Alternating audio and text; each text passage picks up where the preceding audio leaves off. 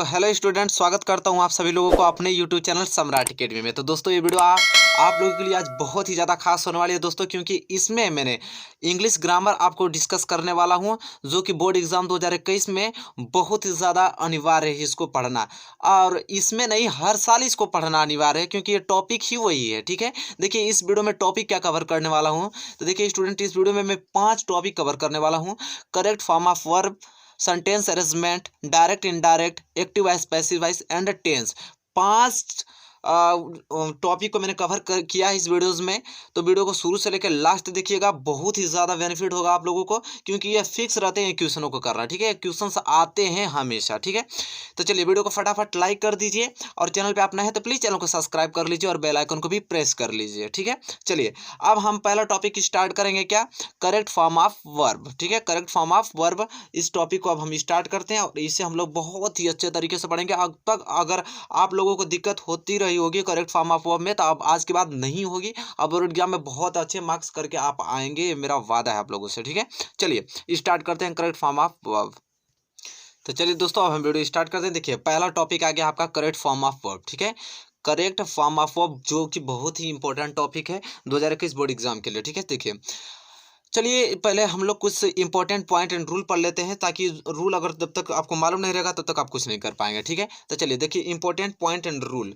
देखिए कुछ रूल्स यहाँ पे मैंने लिखा हूँ कि देखिए हैबिट, आदत बताने के लिए ट्रूथ, सत्यता एंड रूटीन, दिनचर्या बताने के लिए डू या डज, डीड के साथ, ये मॉडल सेंटेंस के साथ। अगर ये चीज़ आपको दिखाई दे तो वहाँ पे प्रेजेंट फॉर्म का यूज़ करेंगे आप, प्रेजेंट टेंस का, और वर्ब का फर्स्ट फॉर्म का यूज़ करेंगे। ठीक है, अब जैसे मैं देखिए मैं एक एक रूल डिस्कस करूंगा, आप लोग बहुत ध्यान से समझिएगा, और एक एक चीज़ आपको कवर करने वाला हूँ। ठीक है, और प्रैक्टिस सेट भी करूंगा मैं, एक्सरसाइज भी इसका कराऊंगा आप लोगों के साथ ही साथ। चलिए देखिए पहला रूल क्या कहता था। पहला रूल दोस्तों ये कहता है यहाँ पे कि अगर कोई साइंटिफिक और यूनिवर्सल ट्रूथ वर्ड हो, ठीक है, कोई साइंटिफिक या यूनिवर्सल ट्रूथ हो, तो वहाँ पे हम प्रेजेंट इंडेफिनिट टेंस का प्रयोग करते हैं और वर्ब का फर्स्ट फॉर्म का यूज़ करते हैं। ठीक है, और वर्ब का फर्स्ट फॉर्म का यूज़ करते हैं, क्योंकि प्रेजेंट इंडेफिनिट टेंस में जानते हैं आप लोग कि वर्ब का फर्स्ट फॉर्म का यूज़ किया जाता है और सिंगुलर नाउन के साथ यस या यस लगा देते हैं। ठीक है, जैसे आप देखिए साइंटिफिक या यूनिवर्सल ट्रूथ क्या होता है। जैसे मैं अगर एक सेंटेंस ले दूँ कि पृथ्वी सूर्य की चारों ओर चक्कर लगाती है, तो देखिए ये एकदम रियल बात है, ये यूनिवर्सल ट्रूथ है, एकदम सच्चाई है कि पृथ्वी जो होती है सूर्य के चारों ओर चक्कर लगाती है। तो ऐसे जितने भी यूनिवर्सल या साइंटिफिक वर्ड आपको मिलेंगे और सेंटेंस मिलेंगे, वो प्रेजेंट इंडेफिनिट टेंस बनेंगे, और वहाँ पे वर्ब का फर्स्ट फॉर्म का यूज़ किया जाएगा। क्या?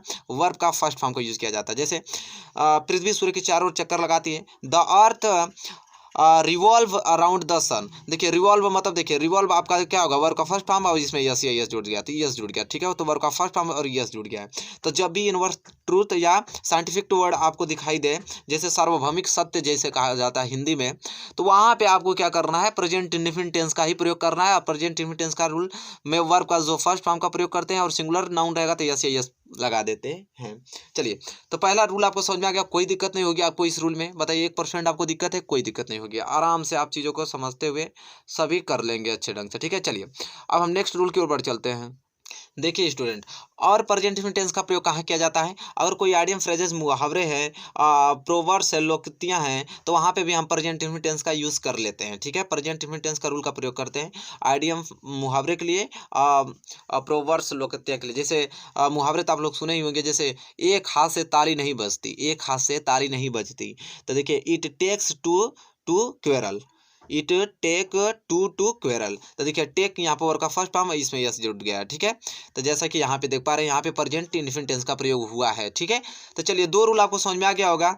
एक तो यहाँ पे साइंटिफिक वर्ड और यूनिवर्सल ट्रूथ वाले वर्ड ऐसे हैं, तो एक तो साइंटिफिक वर्ड या यूनिवर्सल ट्रूथ में प्रेजेंट इंडेफिनिट टेंस का प्रयोग करते हैं, एक तो आइडियम, मुहावरे के लिए और प्रोवर्ब्स, लोकोक्तियाँ के लिए भी हम लोग प्रेजेंट इंडेफिनिट टेंस का यूज़ करते हैं, और का फर्स्ट फॉर्म यस या यस लगाते हैं अगर हमारा नाउन सिंगुलर हो तब। ठीक है, अब देखिए कहीं भी अगर आप देखते होंगे आपके बोर्ड एग्जाम में आता है बी भरने के लिए, आपको सेंटेंस देगा, फिर गैप दे देगा, और फिर यहाँ पे कोष्टक में बी दे देगा भरने के लिए।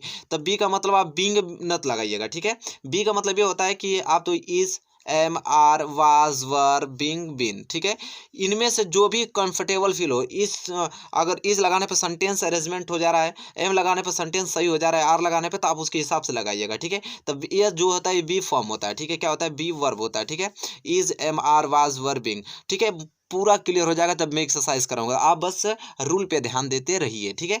देखिए अगर मॉडल वर्ब आ जाए तो किसका प्रयोग करते हैं, कौन सा वर्ब लगाते हैं। अगर मॉडल वर्ब आ जाए, मॉडल वर्ब जानते हैं आप लोग, कैन हुआ, मस्ट हुआ, मे हुआ, माइट हुआ, etc। तो वहाँ पे अगर मॉडल वर्ब आ जाए तो वहाँ पे वर्ब का फर्स्ट फॉर्म का यूज करते हैं। किसका, वर्ब का फर्स्ट फॉर्म का यूज करते हैं। ये आपको आना चाहिए। जैसे मॉडल वर्ब में अंग्रेजी बोल सकता हूँ, आई कैन स्पीक इंग्लिश, मैं अंग्रेजी बोल सकता हूँ। देखिए स्पीक यहाँ पे किसका, वर्ब का फर्स्ट फॉर्म का यूज किया गया है। किसका, वर्ब का फर्स्ट फॉर्म का यूज किया गया है स्टूडेंट, ठीक है। तो यह रूल नंबर तीसरा, इसे याद कर लीजिए, ठीक है। अगर देखिए अगर वही मॉडल वर्ब अगर पास्ट में आ जाए, ठीक है, पास्ट टेंस में आ जाए अगर वही मॉडल वर्ब, तो वहाँ पे किसका प्रयोग करते हैं। जैसे मैं अंग्रेजी बोल सकता था, ये पास्ट मॉडल वर्ब। जैसे I could have spoken English, देखिए यहाँ पे कुड, कैन का पास्ट क्या होता है, कुड होता है। तो यहाँ पे पास्ट मॉडल आ गया। तो इसके साथ क्या करते हैं, हमेशा वर्ब का थर्ड फॉर्म का यूज करते हैं। किसका, वर्ब का थर्ड फॉर्म, ठीक है। अगर पास्ट मॉडल आ जाएगा तो वर्ब का थर्ड फॉर्म का यूज किया जाता है। जैसे यहाँ पे देख पा रहे हैं आप, स्पोकन का प्रयोग किया गया है, आई कुड हैव स्पोकन, ठीक है। तो यहाँ वर्ब का थर्ड फॉर्म लग गया है। तो जो भी रूल बता रहा हूँ उसको ध्यानपूर्वक आपको समझते चलना है, ठीक है। पांचवा रूल देखिए, अगर पैसिव वॉइस का कोई भी सेंटेंस आ जाए तो वहाँ पे किसका वर्ब यूज होता है। तो अगर पैसिव वॉइस का कोई भी सेंटेंस आ जाए तो वहाँ पे वर्ब यूज होता है, वर्ब का थर्ड फॉर्म यूज करते हैं। किसका, वर्ब का थर्ड फॉर्म का यूज किया जाता है पैसिव वॉइस सेंटेंस में, ठीक है। ये याद होना चाहिए आपको। एक्सरसाइज कराऊंगा तभी मैं पूछूंगा आप लोगों से, ठीक है। चलिए अब कह रहा है, देखिए अगर आप चाहते हैं कि मुझे करेक्ट फॉर्म ऑफ वर्ड बहुत अच्छे ढंग से आ जाए तो आपको टेंस की नॉलेज होना बहुत अति आवश्यक है, ठीक है। और जिसे टेंस आ गया समझ लीजिए कि वो इसको चुटकी में हल कर देगा, ठीक है। तो आपसे यही रिक्वेस्ट है कि टेंस आप जो भी आपको बुक्स में दिया हो उसको रिवीजन कर लीजिए टेंस, ठीक है। टेंस आपको सभी आने चाहिए, 12 के 12 टेंस आने चाहिए इसके, ठीक है। चलिए अब कह रहा है यहाँ पे कि अगर पैसिव वॉइस के साथ मॉडल आ जाए, तब अगर पैसिव वॉइस के साथ मॉडल वर्ब आ जाए तो किसका यूज करते हैं। तो देखिए जो पैसिव वॉइस है उसमें वर्ब का थर्ड फॉर्म होता है, तो चाहे वो मॉडल के वर्ब के साथ आए चाहे किसी के साथ आए, वहाँ पे हमेशा किसका प्रयोग होगा, वर्ब का थर्ड फॉर्म का ही प्रयोग होगा, ठीक है। तो अगर पैसिव वॉइस में मॉडल आ जाए तो वहाँ पे भी किसका प्रयोग होगा, वर्ब का थर्ड फॉर्म का प्रयोग होगा। चलिए देखिए, ठीक है, किसका, तो वहां पे भी वर्ब का थर्ड फॉर्म का प्रयोग करते हैं अगर पैसिव वॉइस में भी मॉडल आ जाएगा, ठीक है। चलिए अब यहाँ पे रूल आपका खत्म होता हुआ अब हम यहाँ पे करेंगे एक्सरसाइज कुछ, ठीक है। अब देखिए यहाँ एक्सरसाइज में सब आपको क्लियर हो जाएगा स्टूडेंट, ठीक है। देखिए एक्सरसाइज में पहला क्वेश्चन आप देखिए, देखिए इस प्रकार ही आपको पूछता है, कहेगा when I reached the station the train, और यहाँ पे किसका लिव का फॉर्म भरना है कि कौन सा लिव का कौन सा फॉर्म यहाँ पे यूज होगा, ठीक है। तो देखिए सबसे पहले क्या होता है कि कोई भी सेंटेंस आपको दे उसका हिंदी आपको निकालना आना चाहिए, तभी तो आप हिंदी से मालूम कर पाएंगे कि कौन सा टेंस है, ठीक है। देखिए पहले आपको आ गया है कि when I reach the station the train, तो इसका मतलब है कि जब मैं, देखिए जब मैं स्टेशन पहुंचा तो ली मतलब छोड़ना, तो मतलब क्या हुआ, ट्रेन जा चुकी थी। जब मैं स्टेशन पहुंचा तो ट्रेन क्या हुई थी, जा चुकी थी। अब बताइए कि ट्रेन जा चुकी थी कौन सा टेंस है, तो पास्ट परफेक्ट टेंस है। अब पास्ट परफेक्ट टेंस में क्या, हैड प्लस मेन वर्ब का थर्ड फॉर्म लगता है, हैड प्लस मेन वर्ब का थर्ड फॉर्म। इसलिए हम लोग यहाँ पे क्या भरेंगे, तो हम लोग भरेंगे हैड और लिव का थर्ड फॉर्म लेफ्ट होता है, ठीक है। तो यहाँ पे क्या भराएगा, हैड लेफ्ट, ठीक है। जैसा कि मैं यहाँ पे आंसर भी लिख दिया हूँ, हैड लेफ्ट यहाँ पे यूज होगा स्टूडेंट, ठीक है। तो टेंस कहीं ना कहीं देख रहे हैं, टेंस अगर आता रहेगा तो आप आराम से कर लेंगे, ठीक है। चलिए पहला एग्जांपल आपको समझ में आ गया होगा। दूसरा देखिए कह रहा है कि ही वाज, यहाँ पे भरना है आप लोगों को, square in has the chief minister for third time. कह रहा है कि उसे शपथ दिलाई गई, समझ रहे हैं, कह रहा है कि उसे तीसरी बार मुख्यमंत्री की शपथ दिलाई गई, तो दिलाई गई, ठीक है। तो जैसा कि देख पा रहे हैं कि दिलाई गई, यहाँ पे कौन सा सेंटेंस निकल के आ रहा है, पैसिव वॉइस का सेंटेंस निकल आ रहा है। आया अभी जस्ट मैंने डिस्कस किया है कि पैसिव वॉइस का सेंटेंस आएगा तो कौन सा, थर्ड फॉर्म। तो ईश्वर का जो थर्ड फॉर्म ईश्वरम होता है, ठीक है। तो क्या लिखेंगे, स्वर्ण लिखेंगे, ठीक है इसका। तो यहाँ पे क्या होगा, स्वर्ण भराएगा, यहाँ पे वर्ब का थर्ड फॉर्म का यूज हो जाएगा क्योंकि पैसिव वॉइस में थर्ड का ही फॉर्म का यूज होता है, ठीक है। तो ईश्वर्ण हो जाएगा, ठीक है। चलिए तो स्वर्ण वहाँ पे भर लिए आप लोग। चलिए अब हम लोग तीसरे एग्जाम्पल की ओर बढ़ चलते हैं। तीसरा एग्जाम्पल देखिए यहाँ पे स्क्रीन पे कितना बेहद अच्छा है। और तीसरा एग्जांपल आपसे ये कह रहा है कि देखिए स्टूडेंट, तीसरा एग्जांपल क्या कह रहा है कि I could not sleep because I was dash beat my by mosquito, ठीक है। बाई मॉस्किटो मतलब मच्छर होता है, जैसा कि जानते हैं आप लोग। कह रहा है कि I could not sleep because I was dash by mosquito, मतलब इसका कहने का मतलब ये है कि मैं सो नहीं सका क्योंकि मुझे काटा गया था मच्छरों के द्वारा, मच्छरों के द्वारा मुझे काटा गया था इसलिए मैं सो नहीं पाया। तो ये भी जैसा कि देख पा रहे हैं आप लोग, यहाँ पे कुड आ गया है और मच्छरों के द्वारा यहाँ पे पैसिव वॉइस, मैंने अभी बताया था कि पैसिव वॉइस में अगर मॉडल सेंटेंस आ जाए, तो पैसिव वॉइस में अगर मॉडल आ जाता है तो वहाँ पे भी हम वर्ब का थर्ड फॉर्म का यूज करते हैं, जैसा कि आप लोग जाने बनाने हैं, ठीक है। तो बीट का थर्ड फॉर्म क्या हो जाएगा, बीटेन हो जाएगा। तो यहाँ पे हम किसका यूज़ करेंगे, बीटेन का यूज़ करेंगे, वर्ब का थर्ड फॉर्म का यूज़ करेंगे। देख पा रहे हैं कि अगर रूल आपको मालूम है कितना आसानी से आप कर पा रहे हैं। टेंस की जानकारी आपको होनी चाहिए कि अगर कोई सेंटेंस दे रहा है तो उसका हिंदी का मतलब क्या होता है, उससे आप टेंस का पता करेंगे, उससे वर्ब का पता करेंगे, आप तुरंत लगा देंगे, ठीक है। चलिए अब हम लोग एग्जाम्पल चौथा देख लेते हैं। यहाँ पे एक्सरसाइज है, देखिए क्वेश्चन क्या है कि द रोबर, रोबर मतलब डाकू होता है, the Rober dash strike him blow on heard, ठीक है। इसका मतलब कह रहा है कि सिर पर हिट किया, मतलब इसका मतलब है कि डाकू ने उसके सर पर चोट पहुंचाई, ठीक है। तो यहाँ पे देख पा रहे हैं कि चोट पहुंचाई है, पास्ट का बीता हुआ सेंटेंस है, ठीक है। तो पास्ट में जो भी टेंस होता है क्या होता है, पास्ट इंडेफिनिट का, ठीक है। तो पास्ट इंडेफिनिट में ले जाएंगे, और पास्ट इंडेफिनिट में किसका प्रयोग किया जाता है, तो सेकेंड फॉर्म का प्रयोग किया जाता है, इसलिए स्ट्राइक का सेकंड फॉर्म स्ट्रक्ट हो जाएगा, ठीक है। यहाँ पे स्ट्रक लिखेंगे, ठीक है, स्ट्रक, ठीक है। तो यहाँ पे वर्ब का कौन सा सेकंड फॉर्म का यूज होगा, क्योंकि पास्ट इंडेफिनिट है। तो जैसा कि देख पा रहे हैं एक्सरसाइज भी आप लोगों को कंप्लीट हो गया, कि इतना बेहद अच्छा तरीके से आपको समझ में आ गया होगा, कोई दिक्कत नहीं होगी आप लोगों को करेक्ट फॉर्म ऑफ वर्ब में, ठीक है। चलिए अब ये क्लियर हो गया, तब हम लोग आप पढ़ेंगे अगला पॉइंट। दोस्तों जैसा कि देख पा रहे हैं, देखिए एक्टिव वॉइस पैसिव वॉइस पढ़ रहे हैं। वॉइस, वॉइस क्या होता है, वॉइस मतलब वाच्य होता है। देखिए वॉइस दो प्रकार के होते हैं, कौन कौन से, तो वॉइस दो प्रकार के होते हैं, एक तो एक्टिव वॉइस होता है, एक दूसरा पैसिव वॉइस होता है। एक्टिव वॉइस को हम कृत वाच्य कहते हैं और पैसिव वॉइस को वाच्य वाक्य कहते हैं, ठीक है। अब एक्टिव वॉइस क्या होता है, कह रहा है कि जब वाक्य में कर्ता क्रिया कर्म के द्वारा एक अर्थपूर्ण अर्थ मिलता है तो उसे हम एक्टिव वॉइस कहते हैं, अर्थात एक्टिव वॉइस में कर्ता कर्म क्रिया तीनों का होना अति आवश्यक है। देखिए देख पा रहे हैं कि एक्टिव वॉइस किसे कहते हैं, जिसमें सब्जेक्ट वर्ब और ऑब्जेक्ट तीनों हो और उसके सहारे से एक अर्थपूर्ण अर्थ, एक सेंटेंस अर्थपूर्ण मिले, उसे हम एक्टिव वॉइस कहते हैं, ठीक है। और एक्टिव वॉइस जब भी दिया रहेगा तो एक्टिव वॉइस में तीनों रहना आवश्यक होगा, सब्जेक्ट भी, ऑब्जेक्ट भी, वर्ब भी, ठीक है। तो एक्टिव वॉइस समझ में आ गया। और देखिए पैसिव वॉइस किसे कहते हैं, तो पैसिव वॉइस उसे कहते हैं कि जब कोई काम किसी के द्वारा किया जाता है, जैसे रेलगाड़ी, बस, एरोप्लेन को छोड़कर, उसे हम पैसिव वॉइस बोलते हैं। तो एक्टिव वॉइस और पैसिव वॉइस दोनों क्लियर हो चुका होगा पूरा, तुम अच्छे से पढ़ाने वाले हैं तो वीडियो को ज़्यादा से ज़्यादा शेयर कीजिएगा।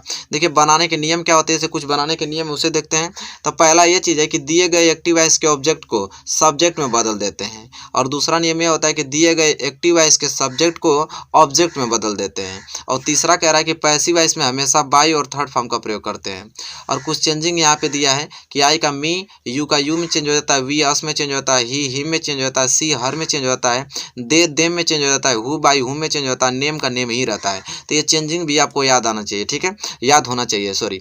तो ये सभी चीज़ें आपको क्लियर हो चुकी होगी। तो चलिए अब हम पढ़ते हैं टेंस की ओर, और पहला टेंस देखेंगे प्रेजेंट इंडेफिनिट टेंस का, कि पैसिव वॉइस पूरा रूल के साथ अच्छे तरीके से देखने वाले हैं। देखिए एक दो एग्जांपल बताऊंगा, बाकी आप मैं दिखा दूंगा, आप स्क्रीनशॉट ले सकते हैं इसका। देखिए पहला प्रेजेंट इंडेफिनिट टेंस आ गया। प्रेजेंट इंडेफिनिट टेंस का एक्टिव का रूल क्या होता है, एक्टिव वॉइस का रूल कि सब्जेक्ट प्लस वर्ब का फर्स्ट फॉर्म प्लस एस या एस प्लस ऑब्जेक्ट प्लस बस उतना, सब्जेक्ट प्लस वर्ब का फर्स्ट फॉर्म प्लस एस या एस प्लस ऑब्जेक्ट, इतना होता है। ये क्या लिखा हूँ मैं, पॉजिटिव, क्योंकि भैया प्रेजेंट इंडेफिनिट टेंस में भी पॉजिटिव आता है, निगेटिव आता है, इंट्रोगेटिव आता है, डबल इंट्रोगेटिव आता है, कोई दे सकता है आपको एग्जाम में। तो पॉजिटिव का रूल यही होता है, सब्जेक्ट प्लस वर्ब का फर्स्ट फॉर्म प्लस एस या एस प्लस ऑब्जेक्ट। अगर इस रूल पे आए तो आप पैसिव वॉइस किस पे बनाएंगे, तो इस रूल पे कि सब्जेक्ट और जिसका ऑब्जेक्ट ये होता है तो ऑब्जेक्ट पहले लिख देंगे, फिर ये मार लगा देंगे, फिर वर्ब का थर्ड फॉर्म, फिर बाई प्लस सब्जेक्ट लगा देंगे, ठीक है। तो आपका बन जाएगा। एग्जाम्पल कुछ मैं दिखा देता हूँ। जैसा पहला दिया आई रीड इंग्लिश, तो देखिए इंग्लिश को मैंने फर्स्ट लिखा, पहले इंग्लिश, इंग्लिश आपका सिंगुलर इसलिए इज लिखा, और रीड का थर्ड फॉर्म रीड ही होगा, फिर मैंने बाई लगा दिया, और आई का मैंने बताया था कि आई का क्या हो जाता है, मी हो जाता है, ठीक है। एक एग्जाम्पल और देख लीजिए, जैसे यू लाइक मी, तो देखिए मी जो ऑब्जेक्ट है, इसका मी का सब्जेक्ट क्या हो जाए, मी किस में चेंज हो जाता है, आई में, इसलिए आई के साथ एम का प्रयोग हो गया, और लाइक का लाइक्ड हो गया थर्ड फॉर्म, बाई मैंने लगा दिया, यू का यू ही होता है। तो इस प्रकार आपका प्रेजेंट इंडेफिनिट टेंस का पॉजिटिव में अगर आएगा तो रूल दोनों आपको याद भी हो गया, एक्टिव वॉइस का भी रूल याद हो गया, पैसिव वॉइस का भी रूल याद हो गया। एग्जाम्पल भी आप देख लिए, और कुछ एग्जाम्पल और मैं लिखा हूँ, अब मैं दिखा देता हूँ ताकि आप इसको नोट कर सकते हैं, ठीक है। इसी तरह जैसा कि जान पा रहे हैं कि यहाँ से इतने एग्जाम्पल है, आप इसको नोट कर लीजिए।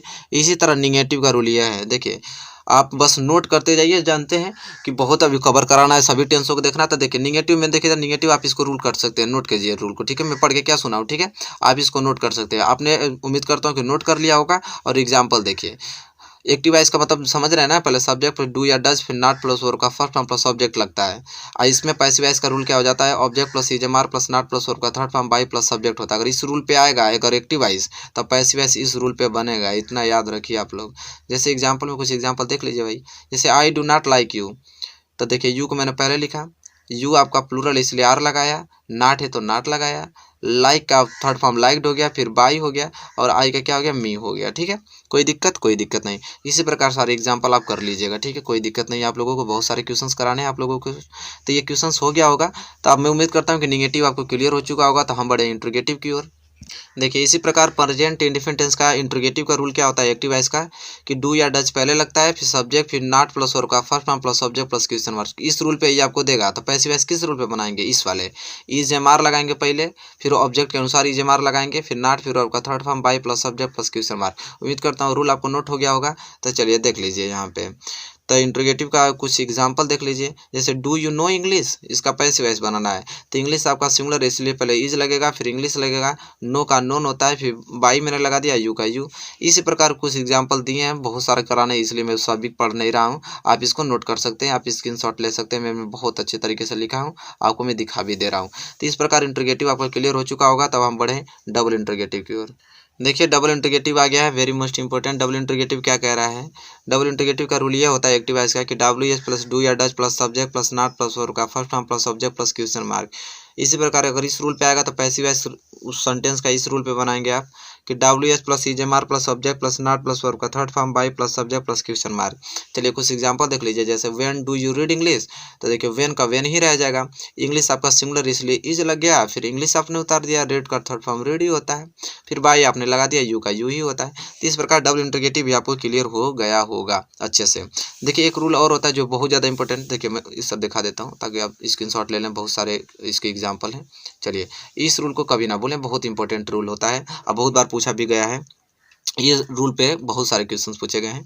कह रहे कि यदि किसी वाक्य में एक ही साथ दो ऑब्जेक्ट आ जाए, तो दो ऑब्जेक्ट आ जाए या शेष वाक्य आ जाए, तो वर्ब के तुरंत बाद वाले ऑब्जेक्ट को हम सब्जेक्ट बनाते हैं, और शेष बचे हुए दूसरे ऑब्जेक्ट या शेषफल को वर्ब के थर्ड फॉर्म और बाई से पहले लिखते हैं। इसका कहने का मतलब यह है कि जैसे सेंटेंस दे दिया कि are you not writing him a letter, तो देखिए हिम भी ऑब्जेक्ट है और लेटर भी ऑब्जेक्ट है, दोनों ऑब्जेक्ट आ गया। तो आप किस ऑब्जेक्ट को सब्जेक्ट बनाएंगे, तो जो वर्ब के, देखिए वर्ब के तुरंत बाद हिम आया तो इसको हम सब्जेक्ट बनाएंगे। देखिए हिम का क्या होता है, ही हो जाता है, ही आपका सिंगुलर इसलिए हम लोग इज लगाएंगे, फिर ही लगाएंगे, फिर नॉट, फिर बीइंग, फिर रिटेन। अ लेटर को देखिए वर्ब का थर्ड फॉर्म और बाई के बीच में मैंने अ लेटर लिख दिया, फिर बाई यू। तो वही कह रहा है कि अगर सेंटेंस में दो ऑब्जेक्ट आ जाए तो वर्ब के बाद वाले ऑब्जेक्ट को हम सब्जेक्ट बनाते हैं, और जो दूसरा ऑब्जेक्ट होता है उस वर्ब के थर्ड फॉर्म और बाई के बीच रखते हैं। तो देखिए एग्जाम्पल और है, इसे नोट कर सकते हैं। तो इस फार्मूले पे मैंने दो एग्जाम्पल आपको करा दिए, उम्मीद करता हूँ कि समझ में आ गया होगा आप लोगों को। चलिए दोस्तों प्रेजेंट इंडेफिनिट टेंस अगर क्लियर हो चुका होगा अच्छे ढंग से, तो हम प्रेजेंट कंटिन्यूअस टेंस और बढ़ते हैं। और प्रेजेंट कंटिन्यूअस टेंस ये होता है, प्रेजेंट कंटिन्यूअस में भी पॉजिटिव होता है, निगेटिव होता है, इंट्रोगेटिव होता है, डबल इंट्रोगेटिव होता है, उसको भी देखेंगे। फिलहाल ये पॉजिटिव का है। तो एक्टिव वॉइस का देखिए, एक्टिव वॉइस का रूल क्या होता है कि subject plus is am are plus verb का first form plus ING plus object. ठीक है, तो इसका पैसिव वॉइस क्या बनाएंगे कि object plus is am are plus being plus verb का third form plus by plus subject, इस रूल पे बनाएंगे। दोनों रूल क्लियर हो चुका होगा। तो एग्जाम्पल देख लेते हैं। जैसे आई एम रीडिंग हिस्ट्री, तो देखिए क्या बनेंगे, हिस्ट्री को पहले हिस्ट्री उठाएंगे, हिस्ट्री सिंगुलर तो इज लगाएंगे, फिर देखिए फार्मूले में बीइंग है तो बीइंग लगाएंगे, वर्ब का थर्ड फॉर्म, रीड का थर्ड फॉर्म रीड होता है, फिर बाई, बाई मैंने लगा दिया, और आई का क्या हो गया, मी। इसी प्रकार दोस्तों उम्मीद करता हूँ क्लियर हो चुका होगा। सारे एग्जाम्पल में इंस्टॉल कर रहा हूँ, सारे एग्जाम्पल आप नोट कर लीजिए ताकि आपको पूरा अच्छे ढंग से क्लियर हो सके। ठीक है, इसी तरह हम निगेटिव और बढ़ चलते हैं। जैसे पॉजिटिव हो गया तो निगेटिव आएगा, निगेटिव का भी रूल नोट कर सकते हैं आप, subject plus is am are plus not plus verb का first form plus ING plus subject. और पैसिव वॉइस किस रूल पे बनाएंगे कि पहले ऑब्जेक्ट लिखेंगे, फिर इज एम आर लगाएंगे, फिर नॉट लगाएंगे, फिर बीइंग लगाएंगे, फिर वर्ब का थर्ड फॉर्म, फिर बाई प्लस सब्जेक्ट लगाएंगे। चलिए इसके भी कुछ एग्जाम्पल हम लोग देख लेते हैं। देखिए निगेटिव का एग्जांपल यहाँ पे लिखा है कि the peon is not ringing the ball, तो देखिए तो द बॉल को द बॉल मैंने लिख दिया, फिर इज लिख दिया, नॉट लिख दिया, बिंग था तो मैंने बिंग लगा दिया, रिंग का रंग होता है, फिर बाय द पियोन। ठीक है, तो बहुत सिंपल है। तीसरा निगेटिव का भी आपको समझ में आ गया होगा, कोई दिक्कत नहीं होगी आप लोगों को। अब हम बढ़ेंगे इंट्रोगेटिव की ओर। चलिए दोस्तों इंट्रोगेटिव आ गया, इंट्रोगेटिव का एक्टिव वॉइस का रूल देख लीजिए। तो इंट्रोगेटिव में एक्टिव वॉइस का रूल होता है कि is am are plus subject plus not plus verb का first form plus ING plus subject plus question mark. और पैसिव वॉइस का रूल होता है कि is am are plus object plus not plus being plus verb का third form plus by plus subject plus question mark. चलिए कुछ example है, जैसे देख पा रहे हैं एक्टिव वॉइस का एग्जाम्पल है कि जैसे देगा कि am I not teaching you English. तो चलिए इसका पैसिव वॉइस बनाना है। तो देखिए यहाँ पे दो ऑब्जेक्ट आ गया, तो हम कौन सा ऑब्जेक्ट चूज करेंगे, जो वर्ब के बाद वाला ऑब्जेक्ट हो। तो देखिए टीचिंग के बाद यू है, तो यू आपका प्लूरल है इसलिए आर लग गया, फिर यू, फिर नॉट, फिर बिंग, फिर देखिए टॉट, फिर इंग्लिश बाय मी। तो इस रूल के सारे कितना आसानी से बन गया। चलिए एक एग्जाम्पल और देख लेते हैं। देखिए एग्जाम्पल एक और है कि is the reading the novel in the class. देखिए क्या होगा, द नोवेल पहले लिखेंगे, क्योंकि देखिए द नोवेल आपका क्या है सिंगुलर, इसलिए पहले इज लगाएंगे, फिर द नोवेल, फिर बीइंग, फिर रीड का थर्ड फॉर्म रीड मैंने लगा दिया, फिर इन द क्लास बाय हर। तो देखिए बहुत सिंपल है, इस प्रकार आप देखिए इस रूल पे था मैंने बता दिया, बहुत सिंपल है, इसमें समझाने वाली कोई बात है। आप रूल आपके सामने है और सेंटेंसेस भी आपके हल हैं, तो आप तुरंत देख के जान जाएंगे। तो चलिए आप इसको नोट कर लिए होंगे, तो हम बढ़ेंगे डबल इंटरगेटिव की ओर। ठीक है, और देखिए डबल इंटरगेटिव क्या आपका यह है, तो डबल इंटरगेटिव दोस्तों यह है, डबल इंटरगेटिव का रूल होता है कि W H plus is am are plus subject plus not plus verb का first form plus I N G plus subject plus question mark. अगर इस रूल पे आए तो इस रूल पे आप पैसिव वॉइस बनाइएगा कि W H plus is am are plus subject plus not plus being plus verb का third form by plus subject plus question mark. और देखिए कुछ एग्जांपल है, जैसा कि देख पा रहे हैं कल कि हु इज एब्यूजिंग यू, तो हु जब भी आ जाए तो हु का बाई हुम आगे ही हो जाता है, तो हु का बाई हुम, और यू आपका प्लूरल है तो आर हो गया, फिर यू, फिर बिंग मैंने लगा दिया, एब्यूज का एब्यूज्ड हो गया। ठीक है, एक एग्जांपल और देख लीजिए, जैसे where is Meera reading computer, तो वेयर को वेयर लिख दिए, और देखिए कंप्यूटर सिंगुलर इसलिए इज लगा दिया, फिर कंप्यूटर, बिंग लगा दिया, रीड का third form read, by Meera का मीरा मैंने बताया था नेम का नेम ही होता है। तो आपका यहाँ पे प्रेजेंट कंटिन्यूअस भी क्लियर हो गया है। ठीक है, अब हम बढ़ेंगे प्रेजेंट परफेक्ट की ओर। देखिए दोस्तों प्रेजेंट परफेक्ट आ गया, प्रेजेंट परफेक्ट में भी positive negative interrogative double interrogative होता है, तो ये पॉजिटिव का रूल है। तो एक्टिव वॉइस का रूल देखिए कि सब्जेक्ट प्लस हैज या हैव प्लस वर्ब का थर्ड फॉर्म प्लस ऑब्जेक्ट, अगर आएगा तो पैसिव वॉइस इस रूल पे बनाएगा कि ऑब्जेक्ट प्लस हैज या have plus been plus verb का third form plus by plus subject. ठीक है, देखिए कुछ एग्जाम्पल यहाँ पे है कि she has bought me a pen, तो इसका पैसिव वॉइस बनाएंगे तो देखिए दो ऑब्जेक्ट है, तो पहले वर्ब के बाद वाला ऑब्जेक्ट क्या है मी, तो मी का क्या होता है आई, आई के साथ हैव का प्रयोग होता है, फिर बीन, फिर मैंने बॉट लगा दिया थर्ड फॉर्म, वही होगा बॉट, जिसमें इसमें भी थर्ड फॉर्म में यही है, थर्ड फॉर्म इसमें भी तो बॉट हो जाएगा। फिर देखिए अपेन जो ऑब्जेक्ट दूसरा है उसे अपेन लगा देंगे, फिर बाई हर। तो सिंपल इस प्रकार आपने पॉजिटिव का भी आपने समझ लिया होगा। देखिए मैंने इंस्टॉल करके दिखा दे रहा हूँ, यहाँ इस तरह देख लीजिए, सभी एग्जांपल आप नोट कर सकते हैं। अब निगेटिव और बढ़ते हैं धीरे धीरे। निगेटिव देखिए ये आपका प्रेजेंट परफेक्ट का निगेटिव है, अब प्रेजेंट परफेक्ट कंटिन्यूअस का तो बनाया नहीं जाता है, इसके बाद हम लोग पास्ट इंडेफिनिट का पढ़ेंगे। ठीक है, देखिए तो निगेटिव का रूल ये होता है एक्टिव वॉइस का कि सब्जेक्ट प्लस हैज या have plus not plus verb का थर्ड फॉर्म प्लस सब्जेक्ट, और पैसिव वॉइस इस रूल पे बनाइएगा, इस रूल पे आएगा तो पैसिव वॉइस इस रूल पे बनाइएगा कि ऑब्जेक्ट प्लस हैज या have plus not plus been plus verb का third form by plus subject. जैसे एग्जांपल एक देख लीजिए, she has not taken the exam, तो द एग्जाम पहले लगा दीजिए, द एग्जाम सिंगुलर इसलिए हैज़ लग गया, फिर नॉट लग गया, फिर बीन, फिर टेकन बाई हर। तो एग्जांपल आपके पास नो फार्मूलेज भी हैं, जैसा कि देख पा रहे हैं, रूल भी आपके सामने है और एग्जाम्पल भी हैं, तो इससे बहुत आसानी हो रहेगी आपको समझने में। ठीक है, तो प्रेजेंट परफेक्ट टेंस का निगेटिव भी क्लियर हो गया, तो हम लोग इंटरगेटिव और बढ़ रहे हैं। देखिए इंटरगेटिव का रूल क्या कहता है एक्टिव वॉइस का कि हैज या have plus subject plus not plus verb का third form plus object plus question mark, और इसका पैसिव वॉइस का रूल क्या होगा कि हैज या have plus object plus not plus been plus verb का third form by plus subject plus question mark. देखिए आप नोट कर लिए होंगे तो बहुत सिंपल है। अब एग्जांपल देख लीजिए, जैसे have you told a new story, तो देखिए अ न्यू स्टोरी आपका सिंगुलर इसलिए हैज लग गया, फिर अ न्यू स्टोरी में लगा दिया, फिर बीन था तो बीन लगा दिया, वर्ब का थर्ड फॉर्म टोल्ड का टोल्ड ही होगा, क्योंकि देखिए इसमें भी थर्ड फॉर्म वही है, थर्ड फॉर्म इसमें भी होगा तो टोल्ड बाई, यू यू का यू ही होता है। तो इस प्रकार आप इंट्रोगेटिव भी समझ गए होंगे। कुछ रूल में दिखा देता हूँ, कुछ एग्जांपल, बहुत सारे एग्जांपल में लिखा हूँ ताकि आपको अच्छे ढंग से तैयारी कराई जा पाए। ठीक है, ताकि आपको एक भी मार्क्स ना छूट पाए। चलिए इंट्रोगेटिव और बढ़ चलते हैं, आप नोट कर लिए होंगे इंट्रोगेटिव के। तो डबल इंट्रोगेटिव है। ठीक है, डबल इंट्रोगेटिव का रूल यह होता है कि डब्ल्यू एच प्लस है प्लस नॉट प्लस वर्ब का third form plus object plus question mark, और पैसिव वॉइस का रूल होता है कि डब्ल्यू एच प्लस है plus object plus not plus been verb का third form by plus subject plus question mark. कुछ example यहाँ पे देख लीजिए, जैसे हु हैज़ कॉल्ड यू, तो हु मैंने बताया था कि जब भी हुआ है तो बाई हुम पहले ही लगता है, तो हु के साथ बाई हुम लग गया, और यू आपका प्लूरल है इसलिए हैव लग गया, फिर यू लग गया, फिर बीन कॉल्ड का कॉल्ड ही रहेगा। तो इस प्रकार आप डबल इंटरगेटिव भी समझ गए होंगे। तो यहाँ पे जैसा कि देख पा रहे हैं आप कि present indefinite, present continuous, present perfect. अब प्रेजेंट परफेक्ट कंटीन्यूअस का तो बनाया नहीं जाता है, अब हम पढ़ेंगे पास्ट इंडेफिनिट टेंस का, उसी तरह बेहतरीन से आप समझिएगा। चलिए दोस्तों उसी प्रकार देखिए प्रेजेंट खत्म हो गया तो पास्ट आ गया, इसी तरह पास्ट इंडेफिनिट पढ़ेंगे, पास्ट कंटिन्यूअस पढ़ेंगे, पास्ट परफेक्ट पढ़ेंगे, तब जाके फ्यूचर आएगा। तो चलिए, तो पास्ट इंडेफिनिट में भी आपका पॉजिटिव पढ़ना है, निगेटिव पढ़ना है, इंट्रोगेटिव पढ़ना है, डबल इंट्रोगेटिव पढ़ना है। ठीक है, चलिए तो पास्ट इंडेफिनिट टेंस का पॉजिटिव का रूल ये होता है सब्जेक्ट प्लस वर्ब का सेकंड फॉर्म प्लस ऑब्जेक्ट, और पैसिव वॉइस अगर इस पे बनेगा तो पैसिव वॉइस क्या रूल लिखेंगे कि ऑब्जेक्ट प्लस वाज या वर्ब प्लस वर्ब का third form plus by plus subject पे। ठीक है, देखिए कुछ एग्जांपल, जैसे आई हेल्प्ड यू यस्टरडे, तो देखिए यू का यू लिख दिया, यू के वर्ब का प्रयोग हो गया क्योंकि प्लूरल है, हेल्प का हेल्प्ड हो गया, फिर बाई, आई का मी हो गया, फिर यस्टरडे। तो इसी प्रकार ये कुछ एग्जाम्पल मैंने यहाँ पे लिख दिया हूँ, आप समझ जाएंगे, बहुत सिंपल तरीके से आप समझ पाएंगे। तो पॉजिटिव आप क्लियर हो गया होगा आप लोगों को, इतना एग्जाम्पल मैंने करा दिया। अब निगेटिव और बढ़ते हैं। देखिए निगेटिव वेरी मोस्ट इंपॉर्टेंट है। तो निगेटिव देखिए, निगेटिव का रूल क्या होता है एक्टिव वाइज का, कि सब्जेक्ट प्लस डीड या नॉट प्लस वर्ब का फर्स्ट फॉर्म प्लस सब्जेक्ट। अगर इस सेंटेंस पे आया तो आप पैसिव वॉइस रूल इससे बनाइएगा कि ऑब्जेक्ट प्लस वाज या verb plus not plus verb का third form plus by plus subject. जैसे ये रूल नोट हो गया होगा, तो एग्जांपल देख लेते हैं। जैसे I did not like you, तो यू पहले आ जाएगा, यू आपका प्लूरल है इसलिए वर लग जाएगा, फिर नॉट लगा देंगे, लाइक का लाइक्ड हो जाएगा, फिर बाई और आई का क्या हो जाता है मी। तो इस प्रकार निगेटिव भी आपको क्लियर हो चुका होगा। निगेटिव के और कुछ मैं एग्जांपल दिखा देता हूँ आप लोगों को। तो देखिए निगेटिव के कुछ एग्जांपल यहाँ पे भी हैं, आप नोट कर सकते हैं अपने नोटबुक में। और इंटरगेटिव देखिए, इंटरगेटिव में क्या आता है, अब निगेटिव क्लियर हो गया तो इंटरगेटिव भी पढ़ेंगे। और इंटरगेटिव का रूल ये होता है कि did plus subject plus not plus verb का first form plus subject plus question mark. और इस रूल पे आए तो पैसिव वॉइस इस रूल पे बनाइएगा कि वाज या verb plus subject plus not plus verb का third form by plus subject plus question mark. तब यह दोनों रूल अगर आप लिख लिए हों तो चलिए कुछ एग्जाम्पल इसके देख लेते हैं। जैसे लिखा है, did Rekha not bring water for me.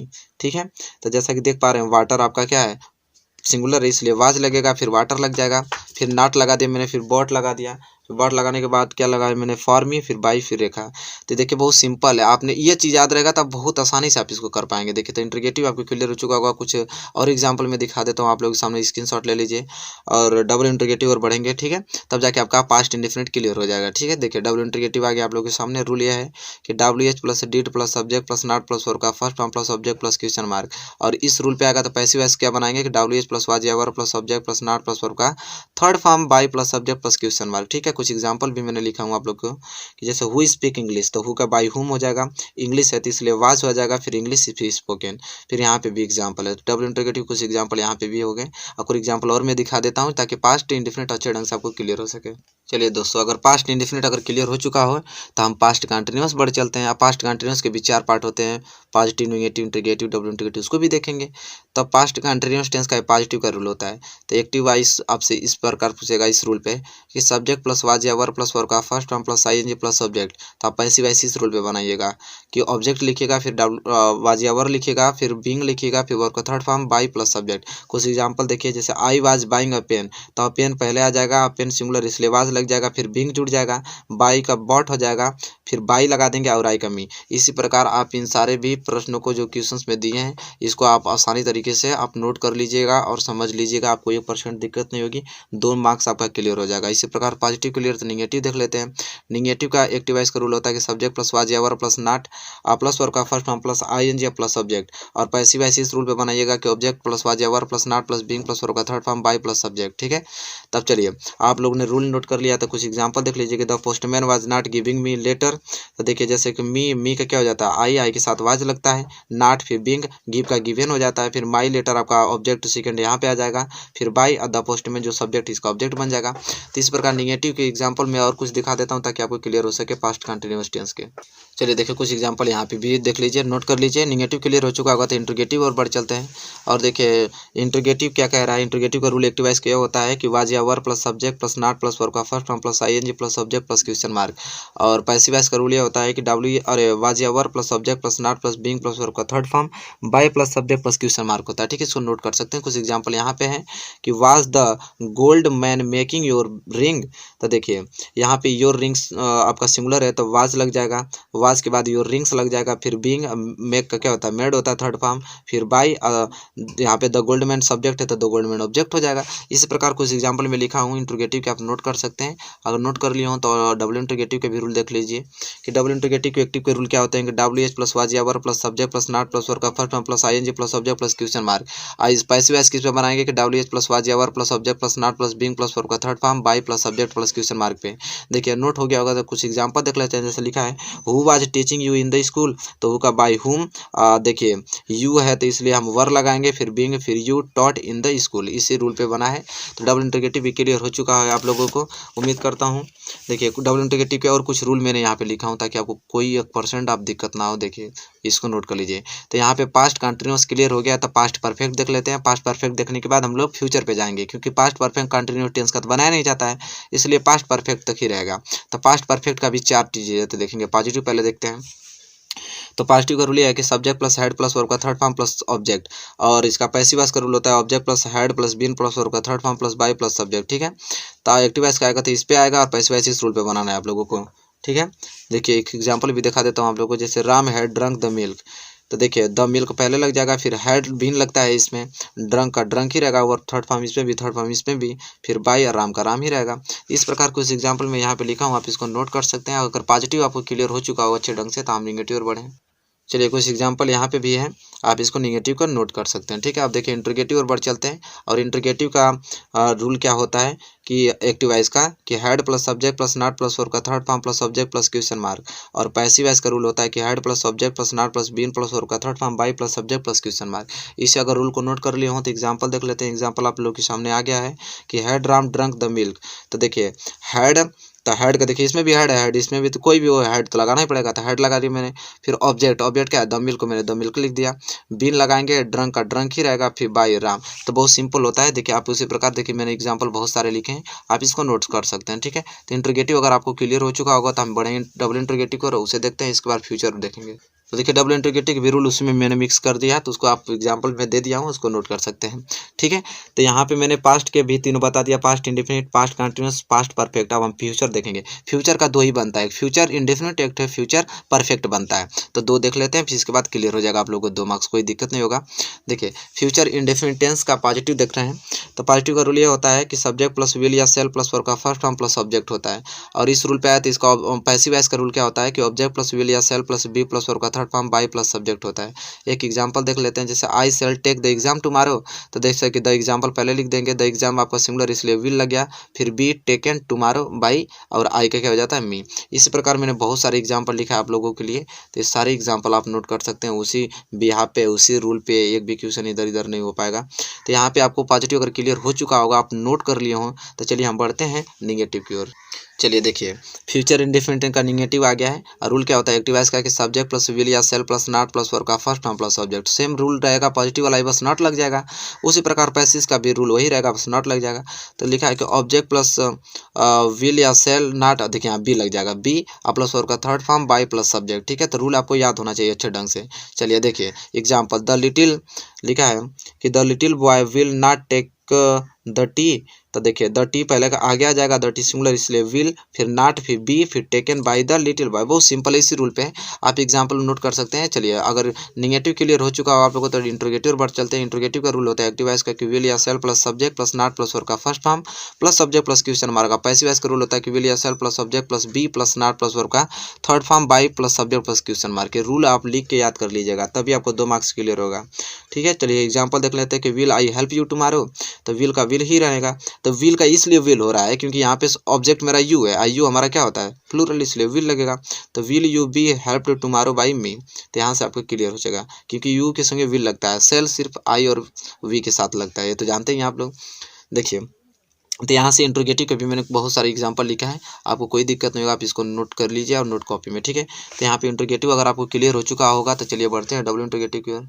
देखिए डबल इंट्रोगेटिव आ गया। डबल इंट्रोगेटिव का रूल क्या होता है कि डब्ल्यू एच प्लस विल या shall plus subject plus not plus verb का first form plus subject plus question mark. और पैसिव वॉइस का क्या होता है कि डब्ल्यू एच प्लस विल या shall plus subject plus be plus not plus verb का third form by plus subject plus question mark होता है। तो देखिए दोनों रूल आपको याद होना चाहिए कि अगर इस रूल पे आ जाए एक्टिव वॉइस तो हम पैसिव वॉइस इस रूल पे बनाएंगे। और एग्जाम्पल देख लीजिए कि who will write a letter, तो हु का बाई हुम हो जाएगा, और देखिए अ लेटर के साथ विल का प्रयोग होगा तो will a letter be written. तो इस प्रकार आप इस सारे एग्जाम्पलों को भी समझ सकते हैं, मैंने लिखा हूँ यहाँ पे बहुत अच्छे ढंग से, सारे एग्जाम्पल आपके नोट होने चाहिए। चलिए फ्यूचर इंडेफिनिट खत्म, फ्यूचर कंटिन्यूस का बनाया नहीं जाता है। और लास्ट आप पढ़ते हैं टेंस का फ्यूचर परफेक्ट टेंस। ठीक है, और फ्यूचर परफेक्ट टेंस आपके सामने आ गया है। फ्यूचर परफेक्ट टेंस का पॉजिटिव का रूल होता है कि सब्जेक्ट प्लस विल या सेल प्लस है प्लस वर्ब का थर्ड फॉर्म प्लस सब्जेक्ट। और पैसिव वॉइस का रूल होता है कि ऑब्जेक्ट प्लस विल या सेल प्लस है प्लस बीन प्लस वर्ब का third form by plus subject होता है। चलिए एक एग्जांपल देख लीजिए, जैसे I cell have read English, तो इंग्लिश पहले आ जाएगा, फिर इंग्लिश के साथ किसका प्रयोग होगा आपका विल, फिर have been read by me, तो बाई लगेगा, आई का मी होता है। तो वो सिंपल है, अब इतना एग्जांपल करा दें आप समझ जाएंगे। चलिए कुछ एग्जांपल मैं यहाँ नीचे दिखा दे रहा हूँ, आपको क्लियर हो चुका होगा पॉजिटिव। तो चलिए निगेटिव और बढ़ते हैं। देखिए पॉजिटिव का और कुछ एग्जांपल मैंने इधर भी लिखा हूँ, तो इसको नोट कर सकते हैं। अब निगेटिव बढ़ चलते हैं। निगेटिव आ गया आप लोग की स्क्रीन पे। देखिए निगेटिव का रूल होता है क्या कि सब्जेक्ट प्लस विल या सेल प्लस नॉट प्लस है प्लस वर्ब का थर्ड फॉर्म प्लस सब्जेक्ट। और पैसिव वॉइस का रूल होता है कि ऑब्जेक्ट प्लस विल या सेल प्लस नॉट प्लस है प्लस बीन प्लस वर्ब का third form plus by plus subject, ठीक है। अब देखिए इसका एग्जाम्पल क्या होता है, इस दोनों नोट कर लिए होंगे। तो एग्जाम्पल देखिए कि the blank smith will not have made weapons, ठीक है। तो देखिए आप पैसिव वॉइस लिखेंगे weapons will not have been made by the blank smith, तो उसी रूल पे है, कोई ज़्यादा दिक्कत नहीं, आप लोग आराम से समझ लेंगे। तो निगेटिव के भी मैंने कुछ एग्जाम्पल लिखा, उसको नोट कर सकते हैं, तो नोट करना भी पड़ेगा आप लोगों को। अब इंट्रोगेटिव और बढ़ चलते हैं। देखिए इंट्रोगेटिव का रूल ये होता है कि विल या shall plus subject plus not plus है प्लस और का third form plus object plus question mark. और पैसिव वॉइस का रूल होता है कि विल या shall plus subject plus not plus है प्लस बीन प्लस और का third form by plus subject plus question mark, ठीक है। चलिए एक एग्जांपल देख लेते हैं, जैसे will you not drunk in the water, तो द वाटर, तो आप देखिए क्या बनाएंगे कि will the water not have been drunk by you. Same उसी रूल पे, कोई दिक्कत नहीं है, ठीक है। बार बार पढ़ने की जरूरत नहीं मुझे पड़ेगी, आप देखते ही तुरंत जान जाएंगे, इतना सिंपल से मैंने लिख लिया है, ठीक है। चलिए इंट्रोगेटिव का अगर एग्जाम्पल क्लियर हो चुका होगा तो डबल इंट्रोगेटिव और बढ़ चलते हैं। और देखिए मैंने डबल इंट्रोगेटिव की ओर बढ़ेंगे और उसे समझने की कोशिश करेंगे। तो देखिए यहाँ पे कुछ इंट्रोगेटिव के भी एग्जाम्पल हैं और भी नोट कर सकते हैं। डबल इंट्रोगेटिव आ गया। डबल इंट्रोगेटिव का रूल यह होता है कि डब्ल्यू एच प्लस विल या shall plus subject plus not plus है प्लस और का third form plus object plus question mark. और इसका पैसिव वॉइस का रूल होता है कि डब्ल्यू एच प्लस विल या shall plus object plus not plus है प्लस बिन प्लस और का third form plus by plus subject plus question mark होता है, ठीक है। एक एग्जाम्पल देख लेते हैं, जैसे लिखा है who will have told a story, तो आप बना देंगे हु का क्या होता है बाई हुम, स्टोरी है तो विल का प्रयोग, फिर स्टोरी है, फिर हैव बीन टोल्ड, क्योंकि टोल्ड थर्ड फॉर्म इसमें भी होता है, थर्ड फॉर्म इसमें भी होगा टोल्ड। तो दोस्तों जैसा कि देख पा रहे हैं कि टेंस 8 टेंसों का मैंने आप लोग को बहुत अच्छे तरीके से मैंने बता दिया, एक्टिव वॉइस पैसिव वॉइस, कोई दिक्कत नहीं होगी आप लोगों को। तो देखिए 8 टेंसों का आपको पूरा विवरण से क्लियर हो चुका होगा, ठीक है। अब हम लोग पढ़ेंगे कि अगर पैसिव वॉइस इसमें भी आता है, आप लोग बहुत महत्वपूर्ण है कि passive voice on model sentence का आता है कि कैन में माइट कुड मस्ट का आता है, ठीक है। तो इसको किस प्रकार आप बनाएंगे, तो अगर आपका एक्टिव वॉइस इस रूल पे अगर कभी आ जाए कि subject plus can plus verb का फर्स्ट फॉर्म प्लस सब्जेक्ट, तो आप पैसिव वॉइस बनाइएगा कि object plus can plus be plus verb का third form by plus subject. अगर इस रूल पे आ जाएगा तो आपको इस रूल पे बनाना है। जैसे एग्जाम्पल भी बहुत देता है कि आई कैन रीड इंग्लिश, तो आप बनाइएगा कि English can be read by me, ठीक है। अगर दे देगा कि she can not write a book, तो book can not be written by her, मतलब इस एग्जाम्पल पे। तो अगर इस रूल पे देगा तो पैसिव वॉइस इस रूल पे बनाना है। मैंने कुछ एग्जाम्पल भी लिख दिया है ताकि आप आसानी से समझ पाएंगे। तो मॉडल सेंटेंस यहाँ पे क्लियर होता है। कुछ एग्जांपल और देखते हैं। देखिए कुछ एग्जांपल यहाँ पे मैं आपको दिखा देता हूँ, तो ये सारे एग्जांपल आपको नोट करने हैं, ठीक है। अब इंट्रोगेटिव के भी, जैसे इंट्रोगेटिव में भी पूछता है, जैसे मे आई हेल्प यू, तो may you be helped by me. तो यहाँ इंट्रोगेटिव भी रूल कुछ लिखा हूँ, मैं आप लोग क्लियर कर सकते हैं। देखिए यहाँ पे उम्मीद करता हूँ नोट कर लिए होंगे। चलिए अब नेक्स्ट बढ़ते हैं। देखिए सारे एग्जाम्पल मैं आपको दिखा रहा हूँ, उसी के मिक्स हैं। इन सारे क्वेश्चनों को भी आपको नोट करना है साथ ही साथ, ताकि आपको एक भी क्वेश्चन छूट ना पाए अच्छे से। देखिए दोस्तों इंपरेटिव सेंटेंस के भी आपको एक्टिव वॉइस पैसिव आते हैं। इंपरेटिव सेंटेंस जैसे आज्ञा सूचक वाक्य कहते हैं। देखिए मैंने नोट्स में लिखा है कि आज्ञा सूचक वाले वाक्यों में आदेश, ऑर्डर का प्रयोग, सलाह, रिक्वेस्ट का, एडवाइस का आदि भाव व्यक्त किए जाते हैं। इसमें कोई कर्ता नहीं होता है। कर्ता के स्थान पर हम केवल यू मानते हैं, परंतु उसे लिखते नहीं हैं। पहचान के लिए ऐसे वाक्यों के अंत में ओ की मात्रा आती है। कभी कभी आदेश देता है, प्रार्थना करता है, मना करता है या सलाह देता है। बनाने के नियम क्या होते हैं जैसे कि ऐसे वाक्यों की शुरुआत वाक्य में दिए गए मुख्य क्रिया की फर्स्ट फॉर्म से शुरू करते हैं। यदि दिया हुआ वाक्य नकारात्मक है तो वाक्य की शुरुआत डू नॉट या डोंट से शुरू करते हैं, ठीक है। रूल आपके पास है। अगर ऑब्जेक्ट का फर्स्ट फॉर्म, वर्ब का first form plus object plus remaining word आ जाए तो आप बनाएंगे डोंट प्लस वर्ब का first form plus object plus remaining. अगर निगेटिव रहेगा तो डोंट लगा दीजिएगा।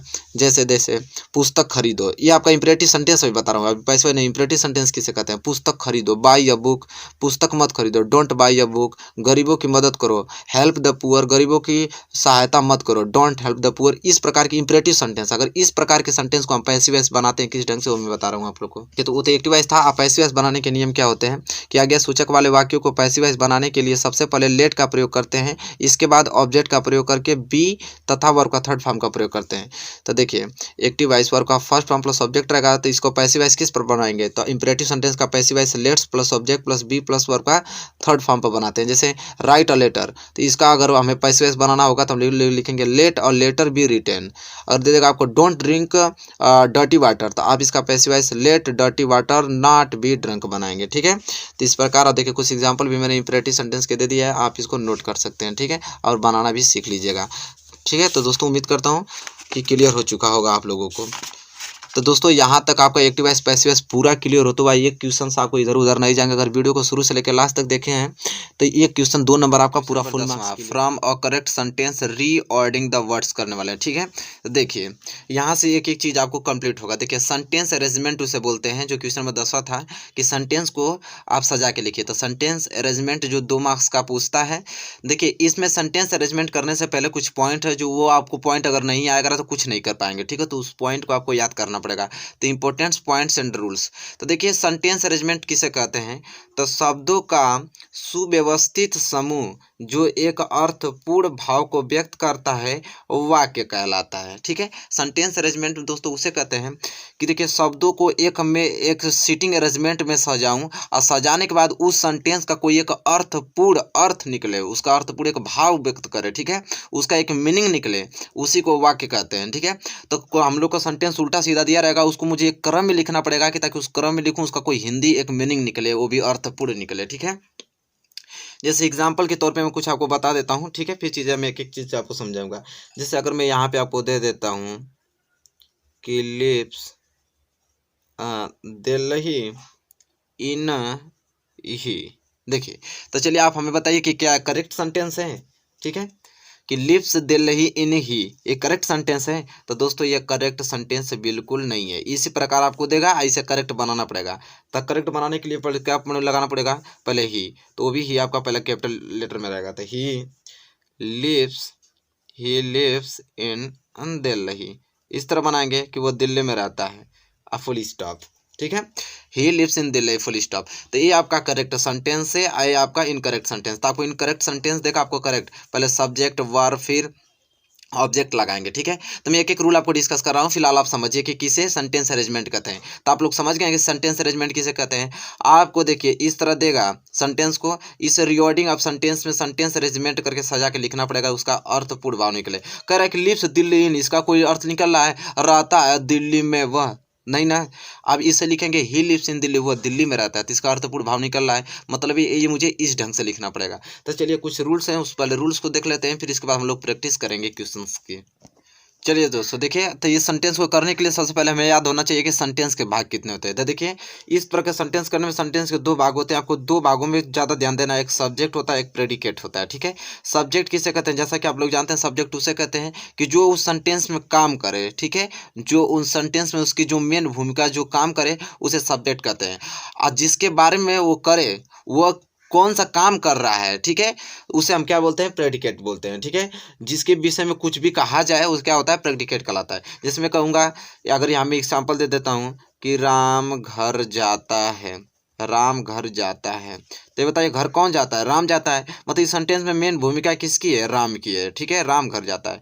लेकिन अब प्रेडिकेट क्या होगा, कहाँ जाता है, तो घर जाता है, तो ये घर जाना क्या कहलाएगा, आपका प्रेडिकेट कहलाता है। ठीक है, तो प्रेडिकेट में आपका वर्ब भी आ जाता है और ऑब्जेक्ट भी आ जाता है। वर्ब और ऑब्जेक्ट दोनों मिलकर क्या बनाते हैं, प्रेडिकेट बनाते हैं। मतलब सब्जेक्ट को छोड़कर जो भी चीज़ें आती हैं सब प्रेडिकेट में आती हैं। तो पहला आपको सब्जेक्ट ध्यान रखना है, दूसरा प्रेडिकेट रखना है। तो सेंटेंस के 2 भाग होते हैं, कौन कौन से, सब्जेक्ट और प्रेडिकेट। तो दोस्तों उम्मीद करता हूँ सेंटेंस के भाग इतना आपको क्लियर हो चुका होगा। अब इस सेंटेंस को करने के लिए आपको आना चाहिए सेंटेंस के प्रकार कितने होते हैं। तो सेंटेंस के प्रकार अब हम जानेंगे। चलिए दोस्तों अब हम देखेंगे सेंटेंस के प्रकार। और एक बात ध्यान से सुन लीजिए, ठीक है, 2 नंबर का है, वैसे मत सोचिए 2 नंबर कम है। 2 नंबर के लिए बहुत पढ़ना पड़ेगा आप लोगों के लिए, ठीक है, नहीं तो एक प्रश्न का हिला वाली नहीं हो पाएगा, बता दे रहा हूँ, एक प्रश्न हवा ही नहीं लगेगा।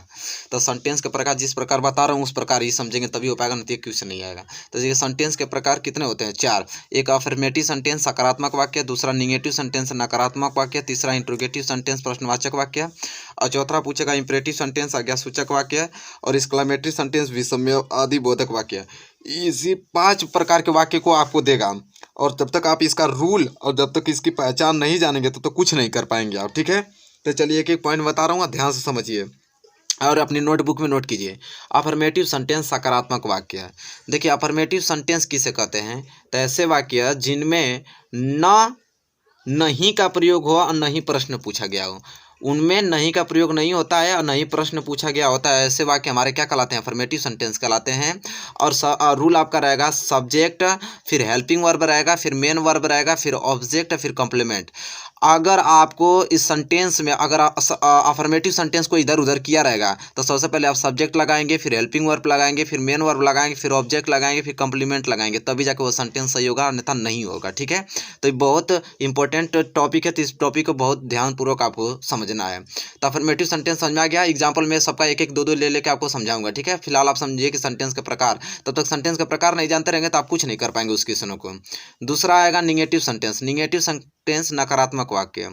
अब नकारात्मक वाक्य किसे कहते हैं ये समझिए। तो ऐसे वाक्य जिनमें नहीं का प्रयोग होगा, नहीं का प्रयोग होगा पर कोई प्रश्न नहीं पूछा गया हो। नकारात्मक वाक्य में नहीं का प्रयोग होता है परंतु कोई प्रश्न नहीं पूछा गया होता है, उसे हम बोलते हैं क्या, निगेटिव सेंटेंस, नकारात्मक वाक्य। अगर नकारात्मक वाक्य का देगा सेंटेंस अरेंजमेंट बनाने के लिए, तो सबसे पहले आप सब्जेक्ट लिखेंगे, फिर हेल्पिंग वर्ब लिखेंगे, फिर नॉट लिखेंगे, फिर वर्ब लिखेंगे, फिर ऑब्जेक्ट लिखेंगे, फिर कॉम्प्लीमेंट लिखेंगे, तब जाके यह सेंटेंस आपका बिल्कुल सही होगा, अन्यथा नहीं होगा। ठीक है, तो ये सेंटेंस आप जान गए ना कि अफर्मेटिव सेंटेंस का रूल किस प्रकार आएगा, तो किस रूल पे हमको बनाना है। अफर्मेटिव सेंटेंस क्या, तो ये भी जान गए। निगेटिव सेंटेंस का अगर आएगा तो निगेटिव सेंटेंस का फॉर्मेट क्या है, इस प्रकार आपको बनाना है। और निगेटिव सेंटेंस भी क्या होता है भी आप जान गए। तीसरा आपको पूछेगा इंट्रोगेटिव सेंटेंस भी पूछ सकता है। तो इंट्रोगेटिव सेंटेंस प्रश्नवाचक वाक्य क्या होते हैं, तो देखिए ऐसे प्रश्न जिनमें नहीं का प्रयोग न हो पर कोई प्रश्न पूछा गया हो। ठीक है, तो दोस्तों ऐसे प्रश्न जिसमें नहीं का प्रयोग न हो पर प्रश्न पूछा गया हो, वैसे क्या कहलाते हैं, हमारे प्रश्नवाचक वाक्य कहलाते हैं। अब प्रश्नवाचक वाक्य अगर आ जाए आपको बनाने के लिए तो कैसे, ठीक है, तो देखिए आप अगर आएगा इंट्रोगेटिव सेंटेंस का तो आप सबसे पहले WH वर्ड लिखेंगे। अगर WH वर्ड नहीं रहेगा तो सबसे पहले हेल्पिंग वर्ब लिखेंगे। ठीक है, फिर सब्जेक्ट लिखेंगे, फिर मेन वर्ब लिखेंगे, फिर ऑब्जेक्ट लिखेंगे, फिर कॉम्प्लीमेंट लिखेंगे, फिर क्वेश्चन मार्क लिखेंगे, तब जाके आपका क्या होगा, बिल्कुल सही होगा। तो दोस्तों उम्मीद करता हूँ कि ये इंट्रोगेटिव सेंटेंस आप जान गए होंगे किसे कहते हैं। अगर इस पर आएगा तो कौन सा रूल पर इस्तेमाल करना है, तो इस रूल पर इस्तेमाल करना है। इसके बाद लास्ट आपका आएगा, चौथा आएगा इंपरेटिव सेंटेंस। इंपरेटिव सेंटेंस होता है आज्ञा सूचक वाक्य।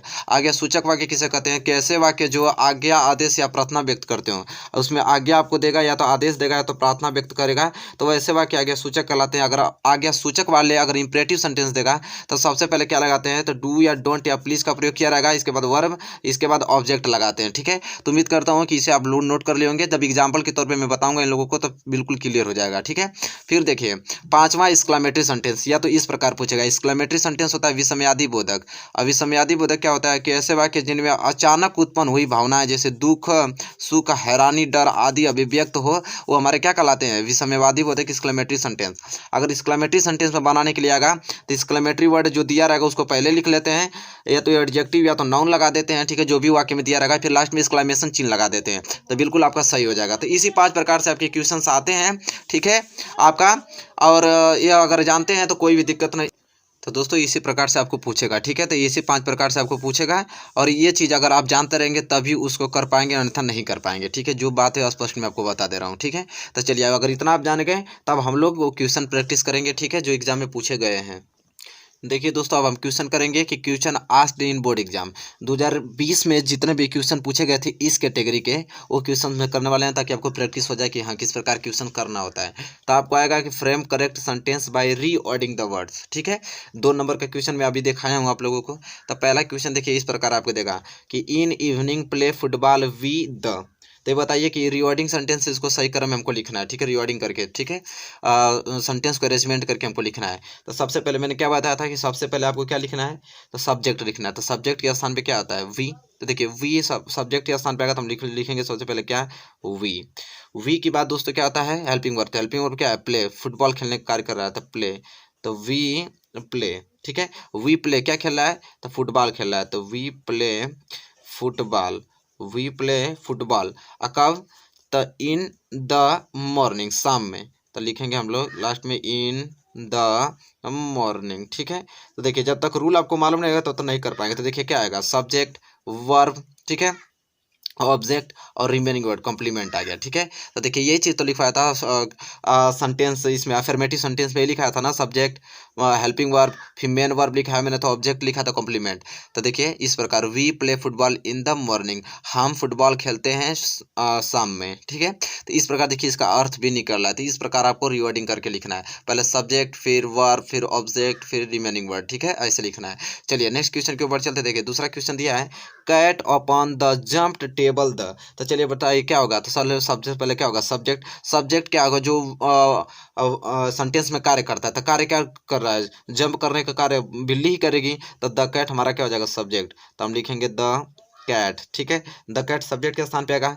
फिर वर्ब क्या कर रही है, कार्य क्या कर रही है, तो जंप कर रही है, ठीक है। तो हम लोग फिर लिखेंगे जंप्ड, ठीक है। तो जंप्ड लिखेंगे।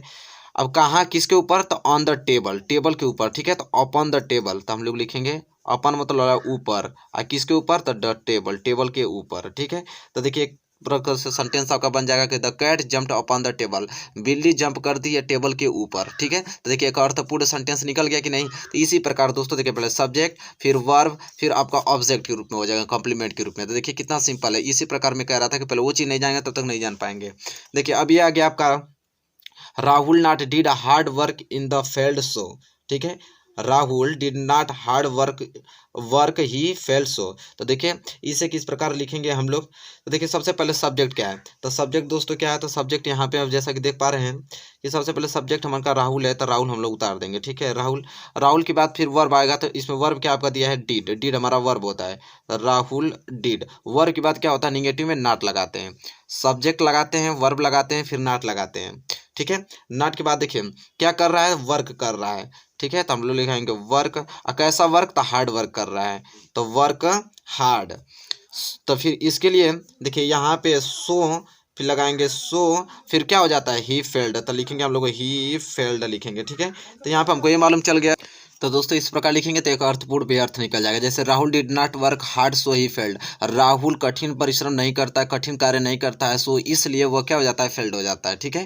तो इस प्रकार इसका अर्थपूर्ण भी वाक्य निकल गया। देखिए अब नेक्स्ट है कि रेगुलर कीप्स एक्सरसाइज फिट अस। तो इसे किस प्रकार बनाएंगे, तो दोस्तों सबसे पहले हम लोग लिखेंगे क्या, रेगुलर। ऐसा लिखेंगे कि इसका अर्थपूर्ण निकले, रेगुलर एक्सरसाइज। रेगुलर के बाद आपको क्या लिखना है, एक्सरसाइज। फिर इसके बाद आपको लिख देना है कीप्स कीप्स रखता है अस हमें फिट, ठीक है। तो यहाँ से इस प्रकार बनेगा कि regular exercise keep us fit. Regular exercise हमें रखता है क्या, फिट रखता है, ठीक है। रेगुलर एक्सरसाइज हमें फिट रखता है। इस प्रकार देखिए अर्थपूर्ण भी निकल गया। तो इसी प्रकार आपको सेंटेंस अरेंजमेंट करना है, ठीक है। चलिए एक सेंटेंस और मैं आपको बता देता हूँ ताकि आपको बहुत अच्छे ढंग से क्लियर हो सके। चलिए क्वेश्चन और आ गया, इसे हम लोग हल करके देख लेते हैं, ठीक है। मतलब इसका सेंटेंस अरेंजमेंट करके देख लेते हैं। कह रहा है कि walk good for morning is health, ठीक है। तो ये बताइए सेंटेंस गड़बड़ लग रहा है कि नहीं, 100% लग रहा है, ठीक है। तो चलिए इसे किस प्रकार हम लोग सही करेंगे। तो पहले देखिए walk good for morning is health, morning, ठीक है। तो सबसे पहले मॉर्निंग सुबह, इसके हम क्या मानेंगे, सब्जेक्ट मानेंगे। मॉर्निंग के बाद क्या करने जाते हैं, टहलने, वॉक वर्ब आ गया आपका टहलना, ठीक है। तो वर्ब के बाद हेल्पिंग वर्ब क्या आ गया, इज आ गया, ठीक है। इसके बाद क्या रखता है टहलने पे, गुड फॉर हेल्थ लिखना है आप लोगों को, फॉर हेल्थ। इसका मतलब good morning walk is good for health. Morning में टहलना एक अच्छा होता है हमारे किसके लिए, सेहत के लिए अच्छा होता है। मॉर्निंग में टहलना हमारे सेहत के लिए अच्छा होता है। तो morning walk is good for health, ठीक है। तो morning walk is good for health, इस प्रकार आपको बनाना है। तो दोस्तों उम्मीद करता हूँ कि इस 5 सेंटेंस से आपको मालूम ये तो चल गया होगा कि किस प्रकार सीटिंग अरेंजमेंट करते हैं, ठीक है। सेंटेंस को कैसे अरेंजमेंट किया जाता है, इतना ज्ञान आपको रहेगा तब 2 नंबर आप जुटा पाएंगे, ठीक है। तो अब जाकर आपको 2 नंबर यहाँ पे प्रश्न उत्तर 10वां का पहला आपका क्लियर होता हुआ, ठीक है। तो यहाँ से क्लियर हो गया। अब हम पढ़ेंगे 10वां का दूसरा, ठीक है। 10वां का दूसरा में देखिए यहाँ पे पूछेगा आपसे क्या कि चेंज इंटू इनडायरेक्ट स्पीच। देखिए 10वां दूसरा में आपसे ये पूछेगा कि चेंज इंटू इनडायरेक्ट स्पीच। तो इतना जानते रहेंगे तब जाके 2 नंबर आपको मिलेगा। अब इसीलिए चेंज इन इनडायरेक्ट स्पीच। अब डायरेक्ट स्पीच के बारे में भी, इनडायरेक्ट स्पीच डायरेक्ट स्पीच बनाने के लिए आपको कुछ रूल्स मालूम होगा तब जाके 2 नंबर क्लियर होगा। तो चलिए अब हम लोग बढ़ेंगे डायरेक्ट और इनडायरेक्ट की स्पीच की और कुछ रूल्स रेगुलेशन इसका प्रैक्टिस करेंगे तब जाके आपको 2 नंबर क्लियर होगा। तो चलिए बढ़ चलते हैं। चलिए दोस्तों देखिए डायरेक्ट इनडायरेक्ट समझने के लिए आपको अपने बुक पे ही ध्यान देना पड़ेगा, ठीक है। क्योंकि इंपॉर्टेंट रूल है इसलिए आपको सारी चीज़ों ध्यान देखते हुए, जानते हैं कि मैं लिख पाऊंगा बहुत ज़्यादा लिखना पड़ेगा, इसलिए मैं आपके बुक पे ही समझा दे रहा हूँ। अब बाकी क्वेश्चंस में करा दूंगा लिख के। तो direct indirect narration important point rule देखिए, अंग्रेजी भाषा में किसी व्यक्ति द्वारा कही हुई बात को 2 प्रकार से प्रकट किया जा सकता है। अगर कोई व्यक्ति आपसे कर रहा है तो उसको 2 प्रकार से प्रकट किया जा सकता है, एक डायरेक्ट स्पीच से और एक इनडायरेक्ट स्पीच से, ठीक है। डायरेक्ट नरेशन और इनडायरेक्ट नरेशन से, ठीक है। तो जैसे कि देख पा रहे हैं नीचे कुछ एग्जांपल दिया कर रहा है कि ही सेड, वह कहा, समबॉडी हैज हेल्प मी, ठीक है। देखिए इसका इनडायरेक्ट बनेगा कि he said that somebody had help me, ठीक है। और मैं कह दूं कि वह कहा कि कोई मेरी सहायता करे, ठीक है, कोई मेरी सहायता करे, ठीक है। तो इनडायरेक्ट स्पीच में ही सेड, वह कहा कि समबॉडी हेल्प मी, मेरी कोई सहायता करे, ठीक है। तो किसी व्यक्ति को दो प्रकार से कहा जा सकता है, ठीक है। एक तो जो कह रहा हो व्यक्ति उस प्रकार से, या तो एक प्रकार अपने ढंग से बनाकर, ठीक है। तो देखिए मैं आपको जो इंपॉर्टेंट हो चीज़ बता दे रहा हूँ, ठीक है। देखिए यहाँ पे सबसे पहले आपको ये करना पड़ेगा कि देखिए दोनों वाक्य अलग अलग स्ट्रक्चर में लिखे गए हैं। पहला वाक्य डायरेक्ट नरेशन में है, जबकि दूसरा वाक्य इनडायरेक्ट नरेशन में है, ठीक है। इसमें उसका बात हो रहा है एग्जाम्पल का। वाक्य में यदि वक्ता के शब्दों को बिना परिवर्तन कहा गया हो तो डायरेक्ट नरेशन में होता है, परंतु यदि वक्ता के शब्दों को अपने शब्दों में रूपांतरित किया गया हो तो वह इनडायरेक्ट नरेशन में होता है, ठीक है। डायरेक्ट नरेशन के वाक्य में कामा से पूर्व का भाग रिपोर्टिंग वर्ब तथा कामा वाला भाग रिपोर्टिंग स्पीच कहलाता है, समझ रहे हैं।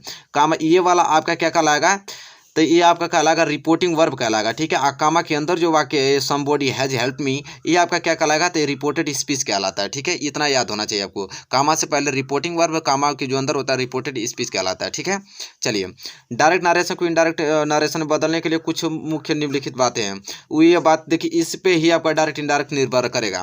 देखिए कामा को हटाकर कनेक्टर से दोनों स्पीच को जोड़ना, ठीक है। Change of person, change of tense और change of other part of speech, ये चारों चीज़ें चेंजिंग किया जाता है, ठीक है। तो देखिए यहाँ पे एक नोट है, नोट को ध्यान से पढ़ते हैं कि चेंज ऑफ पर्सन एवं change of other part of speech हमेशा किया जाएगा, परंतु यदि चेंज ऑफ टेंस की बात आए तो यह तभी संभव होगा जब रिपोर्टिंग वर्ब का टेंस पास्ट हो। यदि रिपोर्टिंग वर्ब का टेंस प्रेजेंट अथवा फ्यूचर हो, रिपोर्टेड स्पीच के टेंस में कोई चेंज नहीं होगा, ठीक है। रिपोर्टिंग वर्ब अगर प्रेजेंट या पास्ट में होगा, फ्यूचर में होगा, तभी वो चेंज होगा। अगर रिपोर्टेड स्पीच के टेंस में कोई परिवर्तन नहीं करते हैं, ठीक है। इसका कहने का मतलब ये चीज़ है। सारी चीज़ें तब मैं हल करूँगा तो आपको मालूम चल जाएगा। फिलहाल जो मैं नोट करा रहा हूँ उसको नोट कीजिए। चलिए ये पहला पॉइंट आप नोट कीजिए, ठीक है। ये नोट करके याद कर लीजिएगा कि डायरेक्ट नरेशन को इनडायरेक्ट नरेशन में बदलना, ठीक है। तो वाक्य को डायरेक्ट से इनडायरेक्ट नरेशन में बदलने के लिए आगे दी जा रही तालिकाओं को ध्यानपूर्वक अध्ययन करें। यह तालिका आपको 100% याद होना चाहिए, ठीक है। यहाँ पर्सन दिया, first person, second person, third person, ठीक है। अगर सब्जेक्ट के स्थान पे अगर यह आई है तो ऑब्जेक्ट के स्थान पे जाके मी बन जाएगा, ठीक है। अगर सब यू रहेगा तो यह यू में ही रहेगा। ही सी इट रहेगा तो ही किस में बदल जाएगा, हिम में, और सी किस में, हर में, और इट किस में चेंज होगा, इट में ही रहेगा, ठीक है। इसी प्रकार वी अगर सब्जेक्ट के स्थान पे है, ठीक है, अगर यह ऑब्जेक्ट के स्थान पे जाएगा तो अस हो जाएगा। वी रहेगा तो यू, दे किस में, दे में चेंज हो जाएगा, ठीक है। तो इस प्रकार के आपको एकदम याद होना चाहिए, ठीक है। इसी प्रकार ये सारी चीज़ें हैं, ठीक है। तो आप समझ गए होंगे कि किस प्रकार इसे चेंज करना, आप लोग इसको नोट कर सकते हैं। चलिए दूसरा टेबल हम देखते हैं। करा चेंज ऑफ टेंस, देखिए डायरेक्ट नरेशन में अगर टेंस आपका verb first form plus yes या यस रहेगा तो उसे इनडायरेक्ट बनाने समय आपका डिड का प्रयोग हो जाएगा और फर्स्ट फॉर्म का प्रयोग। अगर डायरेक्ट नरेशन में इज एम आर का प्रयोग है तो इनडायरेक्ट स्पीच बनाने में वाज या वर का प्रयोग करेंगे, और डायरेक्ट में अगर हैज या हैव है तो इनडायरेक्ट में हैड का प्रयोग कर देंगे।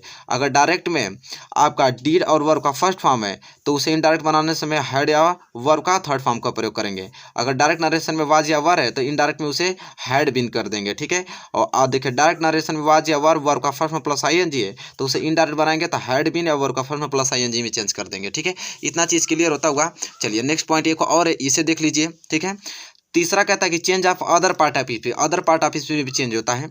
अगर डायरेक्ट नरेशन में अगर नाउ है तो नाउ किस में, देन में चेंज हो जाएगा। दिस दैट में चेंज हो जाएगा, दीज दोज में चेंज हो जाएगा, हियर देयर में चेंज हो जाएगा, टुडे दैट टुडे में चेंज हो जाएगा, today tonight that night में, दस सो में, एगो बिफोर या अर्लियर में, ठीक है। एस्टरडे किस में चेंज होगा, द प्रीवियस डे में। कैन किस में, कुड में। मे किस में, माइट में। सेल किस में, शुड में। विल किस में, वुड में। टुमारो किस में, द नेक्स्ट डे में। और last week the previous weeks में। हैंस किस में, देंस में। तो ये चीज़ें आपको याद होनी चाहिए, नहीं याद होगा तो आप कुछ नहीं कर पाएंगे, ठीक है। डायरेक्ट इनडायरेक्ट एक कुछ पॉइंट हिला नहीं पाएंगे तब तक ये नहीं याद होगा। तो भाई आपको 2 नंबर चाहिए तो ये सब पढ़ना ही पड़ेगा आप लोगों को, ठीक है। तो मैं आपको सेक्शन बी करा रहा हूँ तो मेरा कर्तव्य बनता है कि जो चीज़ मैं आपको अच्छे से पढ़ाऊँ। तो अगर ये चीज़ नहीं आ रहेगा तो कुछ नहीं कर पाएंगे। अभी ना नाउ देगा तो नाउ को क्या लिखेंगे, देन लिखना पड़ेगा, दिस का दैट, तो ये चीज़ याद रहेगा तभी तो कर पाएंगे। इसके बाद भी आपका ये रूल आपको याद होना चाहिए, जितना ये रूल है। मैं एक रूल आपको बताता हूँ, एक एक रूल पढ़ के, कि रिपोर्टिंग वर्ब, देखिए कह रहा है कि रिपोर्टिंग वर्ब तथा रिपोर्टेड स्पीच के बीच लगे कामा तथा इन्वर्टेड कामा को हटाने के लिए, ठीक है। देखिए रिपोर्टिंग वर्ब तथा रिपोर्टेड स्पीच के बीच जो कामा लगा था उसको हटाने के लिए किसका प्रयोग करते हैं। तो देखिए पहला पॉइंट पढ़िए, यदि रिपोर्टेड स्पीच का वाक्य, रिपोर्टेड स्पीच समझ रहे हैं ना किसे कहते हैं, जो वाक्य के अंदर हो। रिपोर्टेड स्पीच का वाक्य अगर असर्टिव, अफर्मेटिव, निगेटिव हो तो कामा को हटाकर किसका प्रयोग करते हैं, दैट का प्रयोग करते हैं, ठीक है। स्पीच को जोड़ते हैं।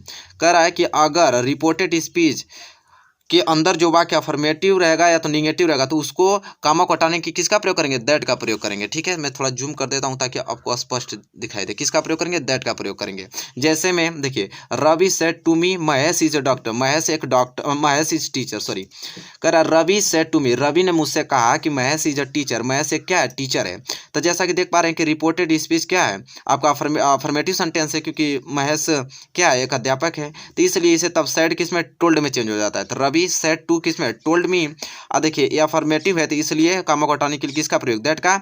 और देखिए महेश इज अ टीचर, यह किस में है, यह प्रेजेंट सिंपल प्रेजेंट है तो सिंपल पास्ट में चेंज हो जाएगा, तो Mahesh was a teacher change हो जाएगा। तो उम्मीद करता हूँ कि एक एग्जांपल आपको समझ में आ गया होगा। और दूसरा रूल क्या है उसे देखिए। दूसरा रूल ये कह रहा है कि यदि रिपोर्टेड स्पीच का वाक्य इंट्रोगेटिव हो तो कामा को हटाकर किसका प्रयोग करते हैं, इफ या वेदर का प्रयोग जोड़ते हैं। ठीक है, तो अगर ये समझ में आ गया आप लोगों को कि अफर्मेटिव रहेगा तो दैट का प्रयोग करेंगे, ये इंट्रोगेटिव में अगर चेंज हो जाएगा तो इंट्रोगेटिव रहेगा तो कामा को हटाने के लिए इफ या वेदर का प्रयोग करते हैं। जैसे में ही सेड मीना, वह मीना से कहा कि do you believe in ghost, ठीक है, तुम घोंसले तुम विश्वास करती हो घोस्ट में, ठीक है, तुम घोस्ट में विश्वास करती हो। तो देखिए डू यू, क्या तुम घोस्ट में विश्वास करती हो, तो देखिए यहाँ पे डू तो आपका क्या हो गया, इंट्रोगेटिव सेंटेंस हो गया। तो इंट्रोगेटिव हटाने के लिए किसका, देखिए इफ का प्रयोग हुआ है।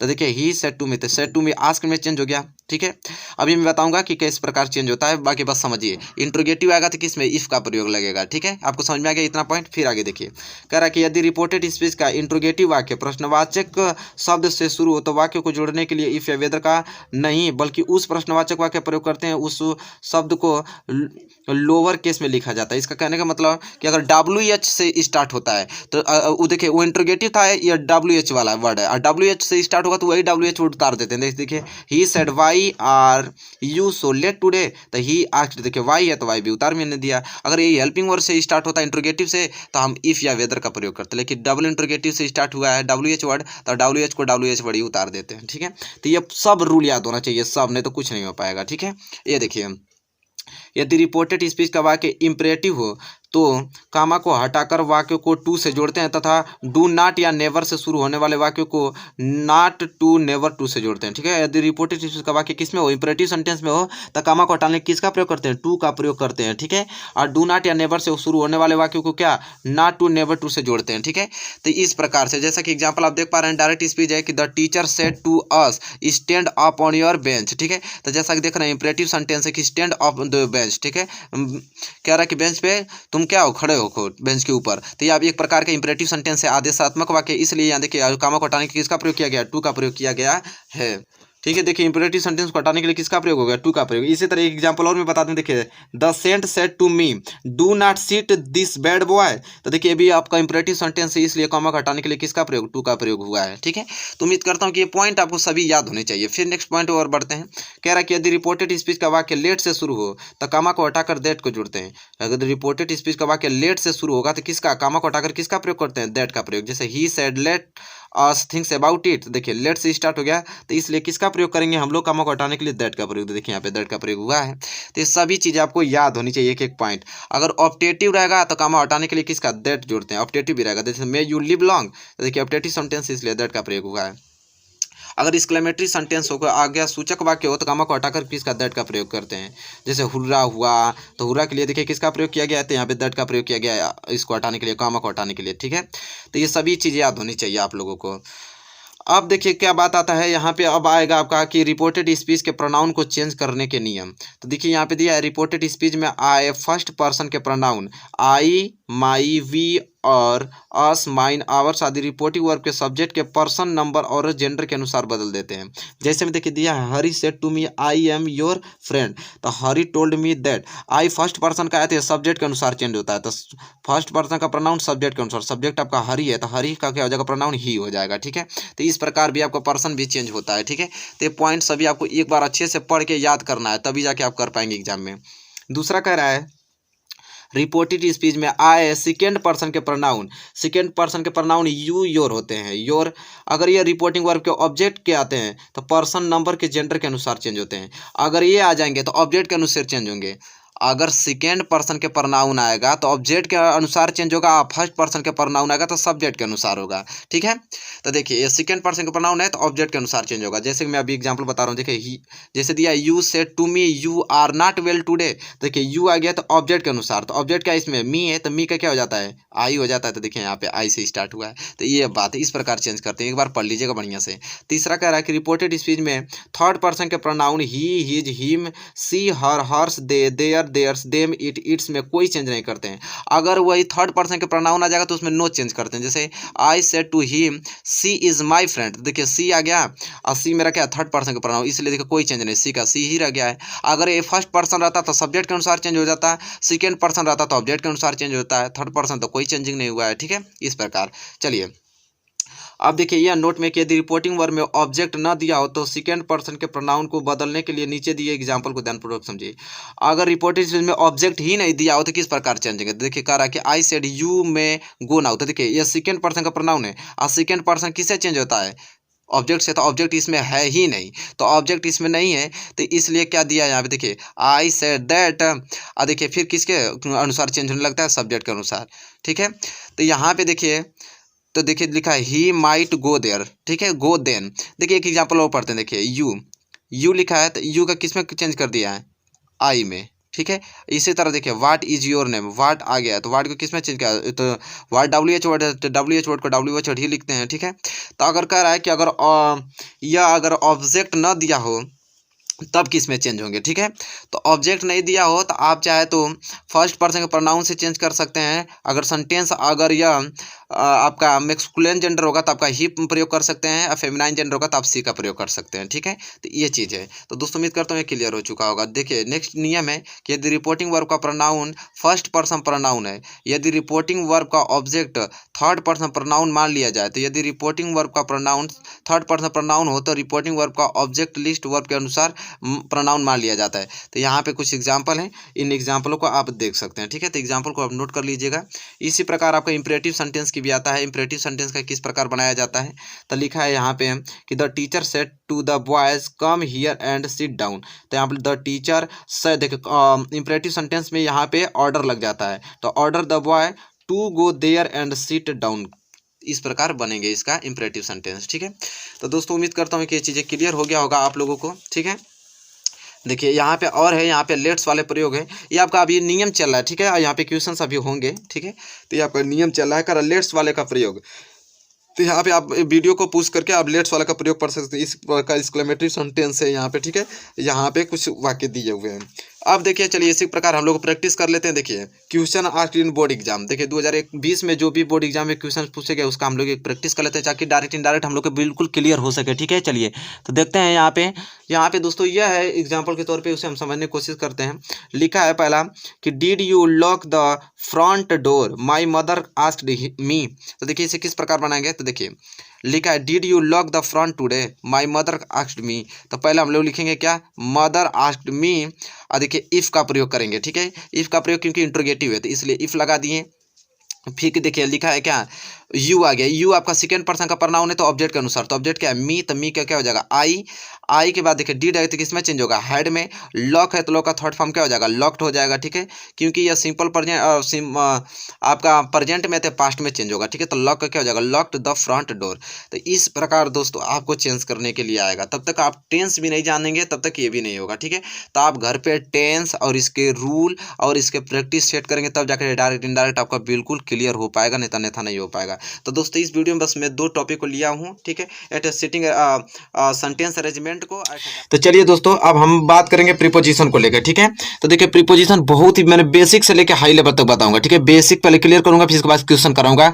अब मैं आज क्वेश्चन ये कराऊंगा 2020 में जितने मॉडल पेपर में चाहे 2020 के जितने एग्जाम हुए थे और 2020 में जो भी एग्जाम में क्वेश्चन पूछे गए तो सारे क्वेश्चंस में कराऊंगा आप लोगों को। ठीक है, विथ प्रैक्टिस भी कराऊंगा और रूल भी बताऊंगा। तो चलिए इंपॉर्टेंट पॉइंट एंड रूल्स, कुछ रूल्स देख लेते हैं जो इसका बहुत ही ज़्यादा इंपॉर्टेंट रूल है। ठीक है, पहले इसका हम रूल देख लेते हैं। देखिए क्या होता है कि प्रीपोजिशन ऐसे शब्द हैं, देखिए यहाँ पे सुनिए कि प्रीपोजिशन ऐसे शब्द हैं जो किसी वाक्य में नाउन या प्रोनाउन का वाक्य के दूसरे शब्दों के साथ पोजिशनल रिलेशन स्थापित करते हैं। कह रहा है कि प्रीपोजिशन एक ऐसा शब्द है जो नाउन या प्रोनाउन के दूसरे वाक्यों के साथ क्या करता है, पोजिशनल रिलेशन स्थापित करता है। ठीक है, जैसे एग्जांपल में यहाँ पे समझिए, जैसे BJ is sitting on the table, BJ कहाँ बैठा है, टेबल पर बैठा है। ठीक है, तो यहाँ पे जो टू ऑन लगा है ये एक रिलेशनशिप बता रहा है कि कहाँ पे बैठा है, तो टेबल के ऊपर बैठा है। जैसे he does not depend upon his father, वह डिपेंड नहीं है अपने पापा के ऊपर। ठीक है, तो वह किस पे ऊपर नहीं, अपने पापा के ऊपर डिपेंड नहीं है। ठीक है, तो कहीं ना कहीं अपान ऑन ये जो दो प्रीपोजिशन दिखाई दे रहे हैं, कहीं ना कहीं ये दूसरे वाक्य से क्या कर रहा है, एक पोजिशनल रिलेशन स्थापित कर रहा है। तो इसी को हम बोलते हैं क्या, प्रीपोजिशंस बोलते हैं। ठीक है, अब जैसे आगे देखेंगे आप लोग, तो यहाँ पे आपको मिलेगा कि प्रीपोजिशन के प्रकार। ठीक है, तो देखिए मैं बताता हूँ कि प्रीपोजिशन कितने प्रकार हैं। पहला है पोजिशनल प्रीपोजिशन, और पोजिशनल प्रीपोजिशन में इन, एट, ऑन, ईटीसी आते हैं। ठीक है, दूसरा होता है moment prepositional, in, into, out of, etc. और तीसरा होता है पोजिशनल एंड मोमेंट प्रीपोजिशन। ठीक है, जैसे below, under, beyond, across, etc. ठीक है, सबके बारे में मैं डिस्कस करूंगा। और चौथा होता है time preposition, in, at, on, from, since, ये टाइम को दर्शाता है। और पांचवा होता है फ्रेजल प्रीपोजिशन, जो फ्रेजल वर्ब को दर्शाते हैं, जैसे इन, एडिशनल टू, ईटीसी। ठीक है, तो यहाँ 5 प्रकार के प्रीपोजिशन के प्रकार होते हैं। ठीक है, 5 प्रकार से आपके बोर्ड एग्जाम में पूछे जाएगा। ठीक है, चलिए एक एक करके सबको डिस्कस करते हैं। पहले रूल पढ़ेंगे, इसके बाद हम लोग प्रैक्टिस करेंगे। तो चलिए सबसे पहले हम लोग रूल पढ़ेंगे। तो पहला प्रीपोजिशन के साथ पहले हम रूल देखते हैं, किसका, इनका। देखिए इनका प्रयोग कहाँ होता है, तो इनका प्रयोग वहां करते हैं, कह रहा है कि किसी वस्तु के नियत स्थान को दूसरी वस्तु के अंदर दिखाने के लिए। ठीक है, देखिए पहला पॉइंट ये हो गया कि किसी वस्तु के नियत स्थान को दूसरे वस्तु के अंदर दिखाने के लिए।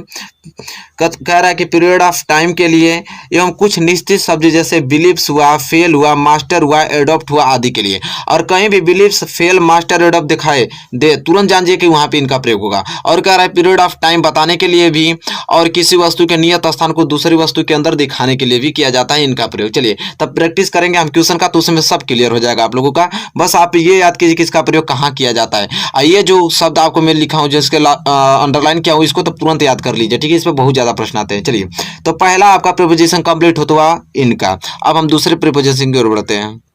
देखिए दूसरे प्रीपोजिशन ऑन है। अब ऑन का प्रयोग कहाँ करते हैं आप ये देखेंगे। ठीक है, तो देखिए ऑन का प्रयोग वहां करते हैं, देखिए ऑन का प्रयोग कि किसी वस्तु के नियत स्थान को, किसी वस्तु के नियत स्थान को दूसरी वस्तु के ऊपर दिखाने के लिए, दिन व तारीख बताने के लिए, वह कुछ निश्चित शब्द जैसे रेली, काल, डिपेंड, इंस्टेंस, कंग्रेचुलेट, सेम आदि के लिए। तो ऑन का प्रयोग समझ में आ गया आप लोगों की, किसी वस्तु के नियत स्थान को दूसरी वस्तु के ऊपर दिखाने के लिए, दिन व तारीख भी बताने के लिए, एंड कुछ निश्चित वाक्य जैसे रेली आ जाएगा, काल, डिपेंड, इंसिस्ट आ जाएगा, कंग्रेचुलेट आ जाएगा, सेम आ जाएगा, इनके लिए हम किसका, ऑन का प्रयोग करते हैं। ठीक है, चलिए उम्मीद करता हूं कि ये क्लियर हो गया होगा ऑन का। अब हम बढ़ेंगे तीसरे, ऐड का प्रयोग कहां करते हैं। ठीक है, तो देखिए ऐड का प्रयोग कहां करते हैं, इसके बारे में हम देखते हैं। तो कह रहा है यह कि वस्तु की एग्जैक्ट पोजीशन दिखाने के लिए, वस्तु की एग्जैक्ट पोजीशन दिखाने के लिए, रेट बताने के लिए, पॉइंट ऑफ टाइम बताने के लिए, एवं निश्चित शब्द कुछ जैसे लुक हुआ, लफ हुआ, एम हुआ, नोक हुआ, एराइव हुआ, गुड हुआ, स्लो हुआ आदि के लिए किया जाता है ऐड का प्रयोग।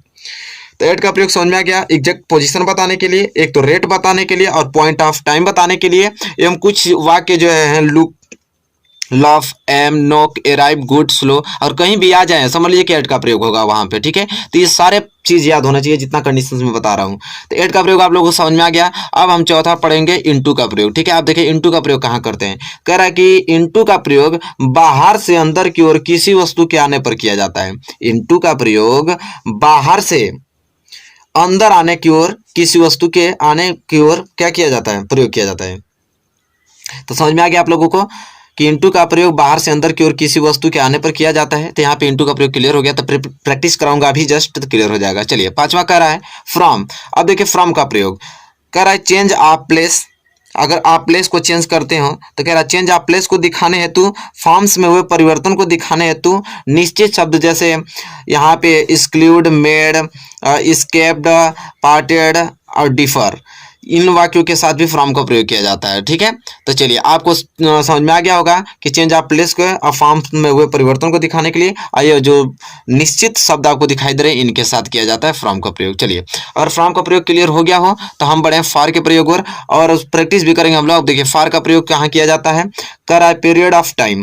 पीरियड ऑफ टाइम को दिखाने हेतु, रेसिप्रोकेशन दिखाने हेतु निश्चित शब्द जैसे start, wish, look, hope, care, काल आदि के साथ किया जाता है। ठीक है, तो ये जो मैं निश्चित शब्द दिखा रहा हूँ इसको तो याद होना ही चाहिए, और पीरियड ऑफ टाइम भी दिखाने के लिए और रेसिप्रोकेशन दिखाने के लिए भी किया जाता है फॉर का प्रयोग। चलिए, फॉर का प्रयोग अगर क्लियर हो गया हो तो हम नेक्स्ट प्रीपोजिशन और बढ़ चलते हैं। और नेक्स्ट प्रीपोजिशन आपका आ गया सातवां ऑफ। अब ऑफ का प्रयोग कहाँ करते हैं? तो अधिकार दिखाने, राय बताने, बीमारी से मृत्यु होने का संदर्भ दिखाने तथा निश्चित शब्द जैसे dream, die, boast, consist, found, made, इन सभी के साथ भी ऑफ का प्रयोग किया जाता है। तो दोस्तों ऑफ का प्रयोग में कोई दिक्कत नहीं। अधिकार दिखाने, राय बताने, बीमारी से मृत्यु होने का संदर्भ दिखाने तथा निश्चित शब्द dream, die, boast, consist, found, made के साथ ऑफ का प्रयोग किया जाता है। ठीक है, क्लियर हो गया होगा? नोट आप लोग कर लीजिए और इसे याद कर लीजिए, एक भी क्वेश्चन आप लोगों का छूटेगा नहीं। ठीक है, 8वां देखिए, टू का प्रयोग कहाँ किया जाता है? तो चेंज ऑफ प्लेस को बताने के लिए, कंपैरेटिव डिग्री के एडजेक्टिव जैसे सुपेरियर, जूनियर आदि के साथ, और कुछ निश्चित शब्द जैसे आपके एग्री, अटेंड और कंट्रीब्यूट, बिलोंग आदि के साथ भी टू का प्रयोग किया जाता है। तो बहुत ही आसान शब्दों में मैंने लिख दिया हूँ टू का प्रयोग कहाँ किया जाता है। ठीक है, तो आप इसको लिख कर याद कर सकते हैं टू का प्रयोग कहाँ किया जाता है। चलिए, टू का प्रीपोजिशन हो गया, तो हम नेक्स्ट प्रीपोजिशन बढ़ते हैं 9th। और ओवर का प्रयोग कहाँ किया जाता है? देखिए, ओवर का प्रयोग कहाँ किया जाता है? तो कह रहा है किसी ऊंची चीज की अवस्था बताने के लिए, किसी ऊंची चीज की अवस्था बताने के लिए जो स्पर्श में न हो। निश्चित शब्द के लिए भी किया जाता है जैसे कमांड, इन्फ्लुएंस, कंट्रोल, डिस्प्यूट। ठीक है, तो ओवर का प्रयोग क्या कर रहा है कि किसी ऊंची चीज की अवस्था बताने के लिए जो स्पर्श में न हो वहां प्रयोग किया जाता है। और कुछ निश्चित शब्द जैसे कमांड, इन्फ्लुएंस, कंट्रोल, डिस्प्यूट, इन शब्दों के लिए भी हम ओवर का प्रयोग कर सकते हैं। ठीक है, तो देखिए यहाँ पे 9th प्रीपोजिशन आपको क्लियर होता है। लास्ट प्रीपोजिशन पढ़ेंगे, इसके बाद हम लोग प्रैक्टिस करेंगे। ठीक है, और 10वां आपका अबाउट है। ठीक है, अब अबाउट का प्रयोग कहाँ करते हैं? तो कह रहा है यहाँ पे अबाउट का प्रयोग ओपिनियन बताने के लिए, पहली बात कहाँ? ओपिनियन बताने के लिए, इंफॉर्मेशन के लिए और निकट भविष्य में होने वाले काम की संभावना हेतु, और निश्चित शब्द कुछ एनेक्सियस, कैरियस, कंप्लेन, इंफॉर्मेशन आदि के साथ। तो ओपिनियन बताने के लिए अबाउट का प्रयोग, इंफॉर्मेशन बताने के लिए जो निकट समय में भविष्य में होने वाले होते हैं उसके लिए अबाउट का प्रयोग किया जाता है। और कुछ निश्चित शब्द जैसे एनेक्सियस, कैरियस, कंप्लेन, इंफॉर्मेशन आदि के साथ भी हम अबाउट का प्रयोग करते हैं। तो बस ये टोटल 10 आप में पूछेगा बोर्ड एग्जाम में। ठीक है, इससे बाहर एक क्वेश्चन नहीं आने वाले। अगर 10 तैयार है तो आप 100% उन क्वेश्चनों को, प्रीपोजिशन को सही करके आएंगे। अगर आप ये 200 क्लियर हो गया तो हम प्रैक्टिस सेट भी कर लेते हैं ताकि आपको कंसेप्ट क्लियर हो सके। देखिए, तो हम लोग करेंगे question asked in board exam, वो क्वेश्चन करेंगे जो बोर्ड एग्जाम में पहले पूछा गया है। ठीक है, देखिए क्वेश्चन आपसे देगा कि choose the correct preposition from the following list and fill in the blanks in the sentence given thereunder. कह रहा है कि कोई चूज कीजिए एक एग्जैक्ट प्रीपोजिशन और फिल कीजिए उसमें जो फिल इन द ब्लैंक्स दिया है। चलिए 2020 ऑल सेट करेंगे, 2020 में जितने क्वेश्चन पूछे गए हैं, ठीक है, उन सारे क्वेश्चनों को करने की कोशिश करते हैं। चलिए देखिए, पहला क्वेश्चन आ गया, कह रहा है कि the ring is made dot dot dot gold. आप भराएगा कि ऑन भराएगा कि इन भराएगा? तो अभी जस्ट यहाँ पे देखिए, अभी मैंने बताया है आप लोगों को बहुत ही कम शब्दों के ऑफ का प्रयोग कहाँ करते हैं। तो जहाँ dream, diet, boast, consist, found, made, यहाँ पे क्या क्या मेड, मैंने बताया था कि अगर मेड आ जाए तो तुरंत समझ लीजिए कि ऑफ का प्रयोग होगा। ठीक है, और यहाँ पे देख भी रहे हैं कि मेड आ गया, तो मेड आ गया तो मेड किया गया, अब तो ऑफ ही भरा जाएगा। ठीक है, तो यहाँ पे क्या हो जाएगा? Of. The ring is made of gold, मतलब रिंग बनती है किनकी? सोने की बनती है। ठीक है, तो देखिए वेरी सिंपल, मेड से आप भर दिए आप लोग। ठीक है, बहुत ही आसान तरीके से समझ में आ गया होगा आप लोगों के क्वेश्चन। ठीक है, अब हम दूसरा क्वेश्चन देखेंगे। चलिए, अब दूसरा क्वेश्चन कह रहा है कि everyone laughed dot dot dot him, at भराएगा कि ऑन भराएगा कि फॉर? तो जैसा कि देख पा रहे हैं, बहुत मैंने अच्छे ढंग से बताया था कि एड का प्रयोग कहाँ होगा। मैंने बताया था कि लाफ का अगर लाफ आ जाता है, चाहे वो फर्स्ट हो चाहे सेकंड हो थर्ड फॉर्म, अगर लाफ आ जाता है समझिए एड का प्रयोग होगा ही होगा। ठीक है, तो यहाँ अगर ये बात आपको मालूम रहेगा तुरंत करके आएंगे, छोड़ देंगे, एक भी क्वेश्चन ऐसा नहीं कि छोड़ के आएंगे आप लोग। देखिए एवरीवन लाफ्ड आ गया, एड भरना ही भरना है हमको, बात खत्म। तो यहाँ पे एड का प्रयोग होगा। बताइए आपको समझ में आ रहा है ना? बिल्कुल समझ में आ गया, एक भी क्वेश्चन आपको छूटने वाले नहीं। अब हम तीसरे क्वेश्चन की ओर बढ़ चलते हैं। चलिए देखिए, अब नेक्स्ट है क्वेश्चन कि द कैट जंप। आप ही सोचिए, द कैट जंप, जो बिल्ली जंप करती है टेबल के ऊपर, तो क्या होगा अपॉन टेबल, ठीक है। ऑन मतलब भी ऊपर होता है, अपॉन होता है। ऑन मतलब वहां पे कि जो चीज स्थिर हो, और अपॉन का प्रयोग वहां करते हैं कि वहां ऊपर तो हो लेकिन हलचल करती हो। जैसे अगर मैं यहाँ पे पेन अगर रख देता हूँ तो ये स्थिर है पेन, तो यहाँ पे ऑन का प्रयोग कर सकता हूँ। लेकिन यहाँ पे बिल्ली जंप कर रही है, मतलब कार्य कर रही है वहां पे, तो इसलिए अपॉन का प्रयोग किया जाएगा, ठीक है। तो यहाँ पे हम लोग क्या भरेंगे, अपॉन भरेंगे, ठीक है। तो वेरी सिंपल है, आप लोग को ऑन और अपॉन में अंतर समझ में आ गया होगा, कोई दिक्कत नहीं होगा आप लोगों को।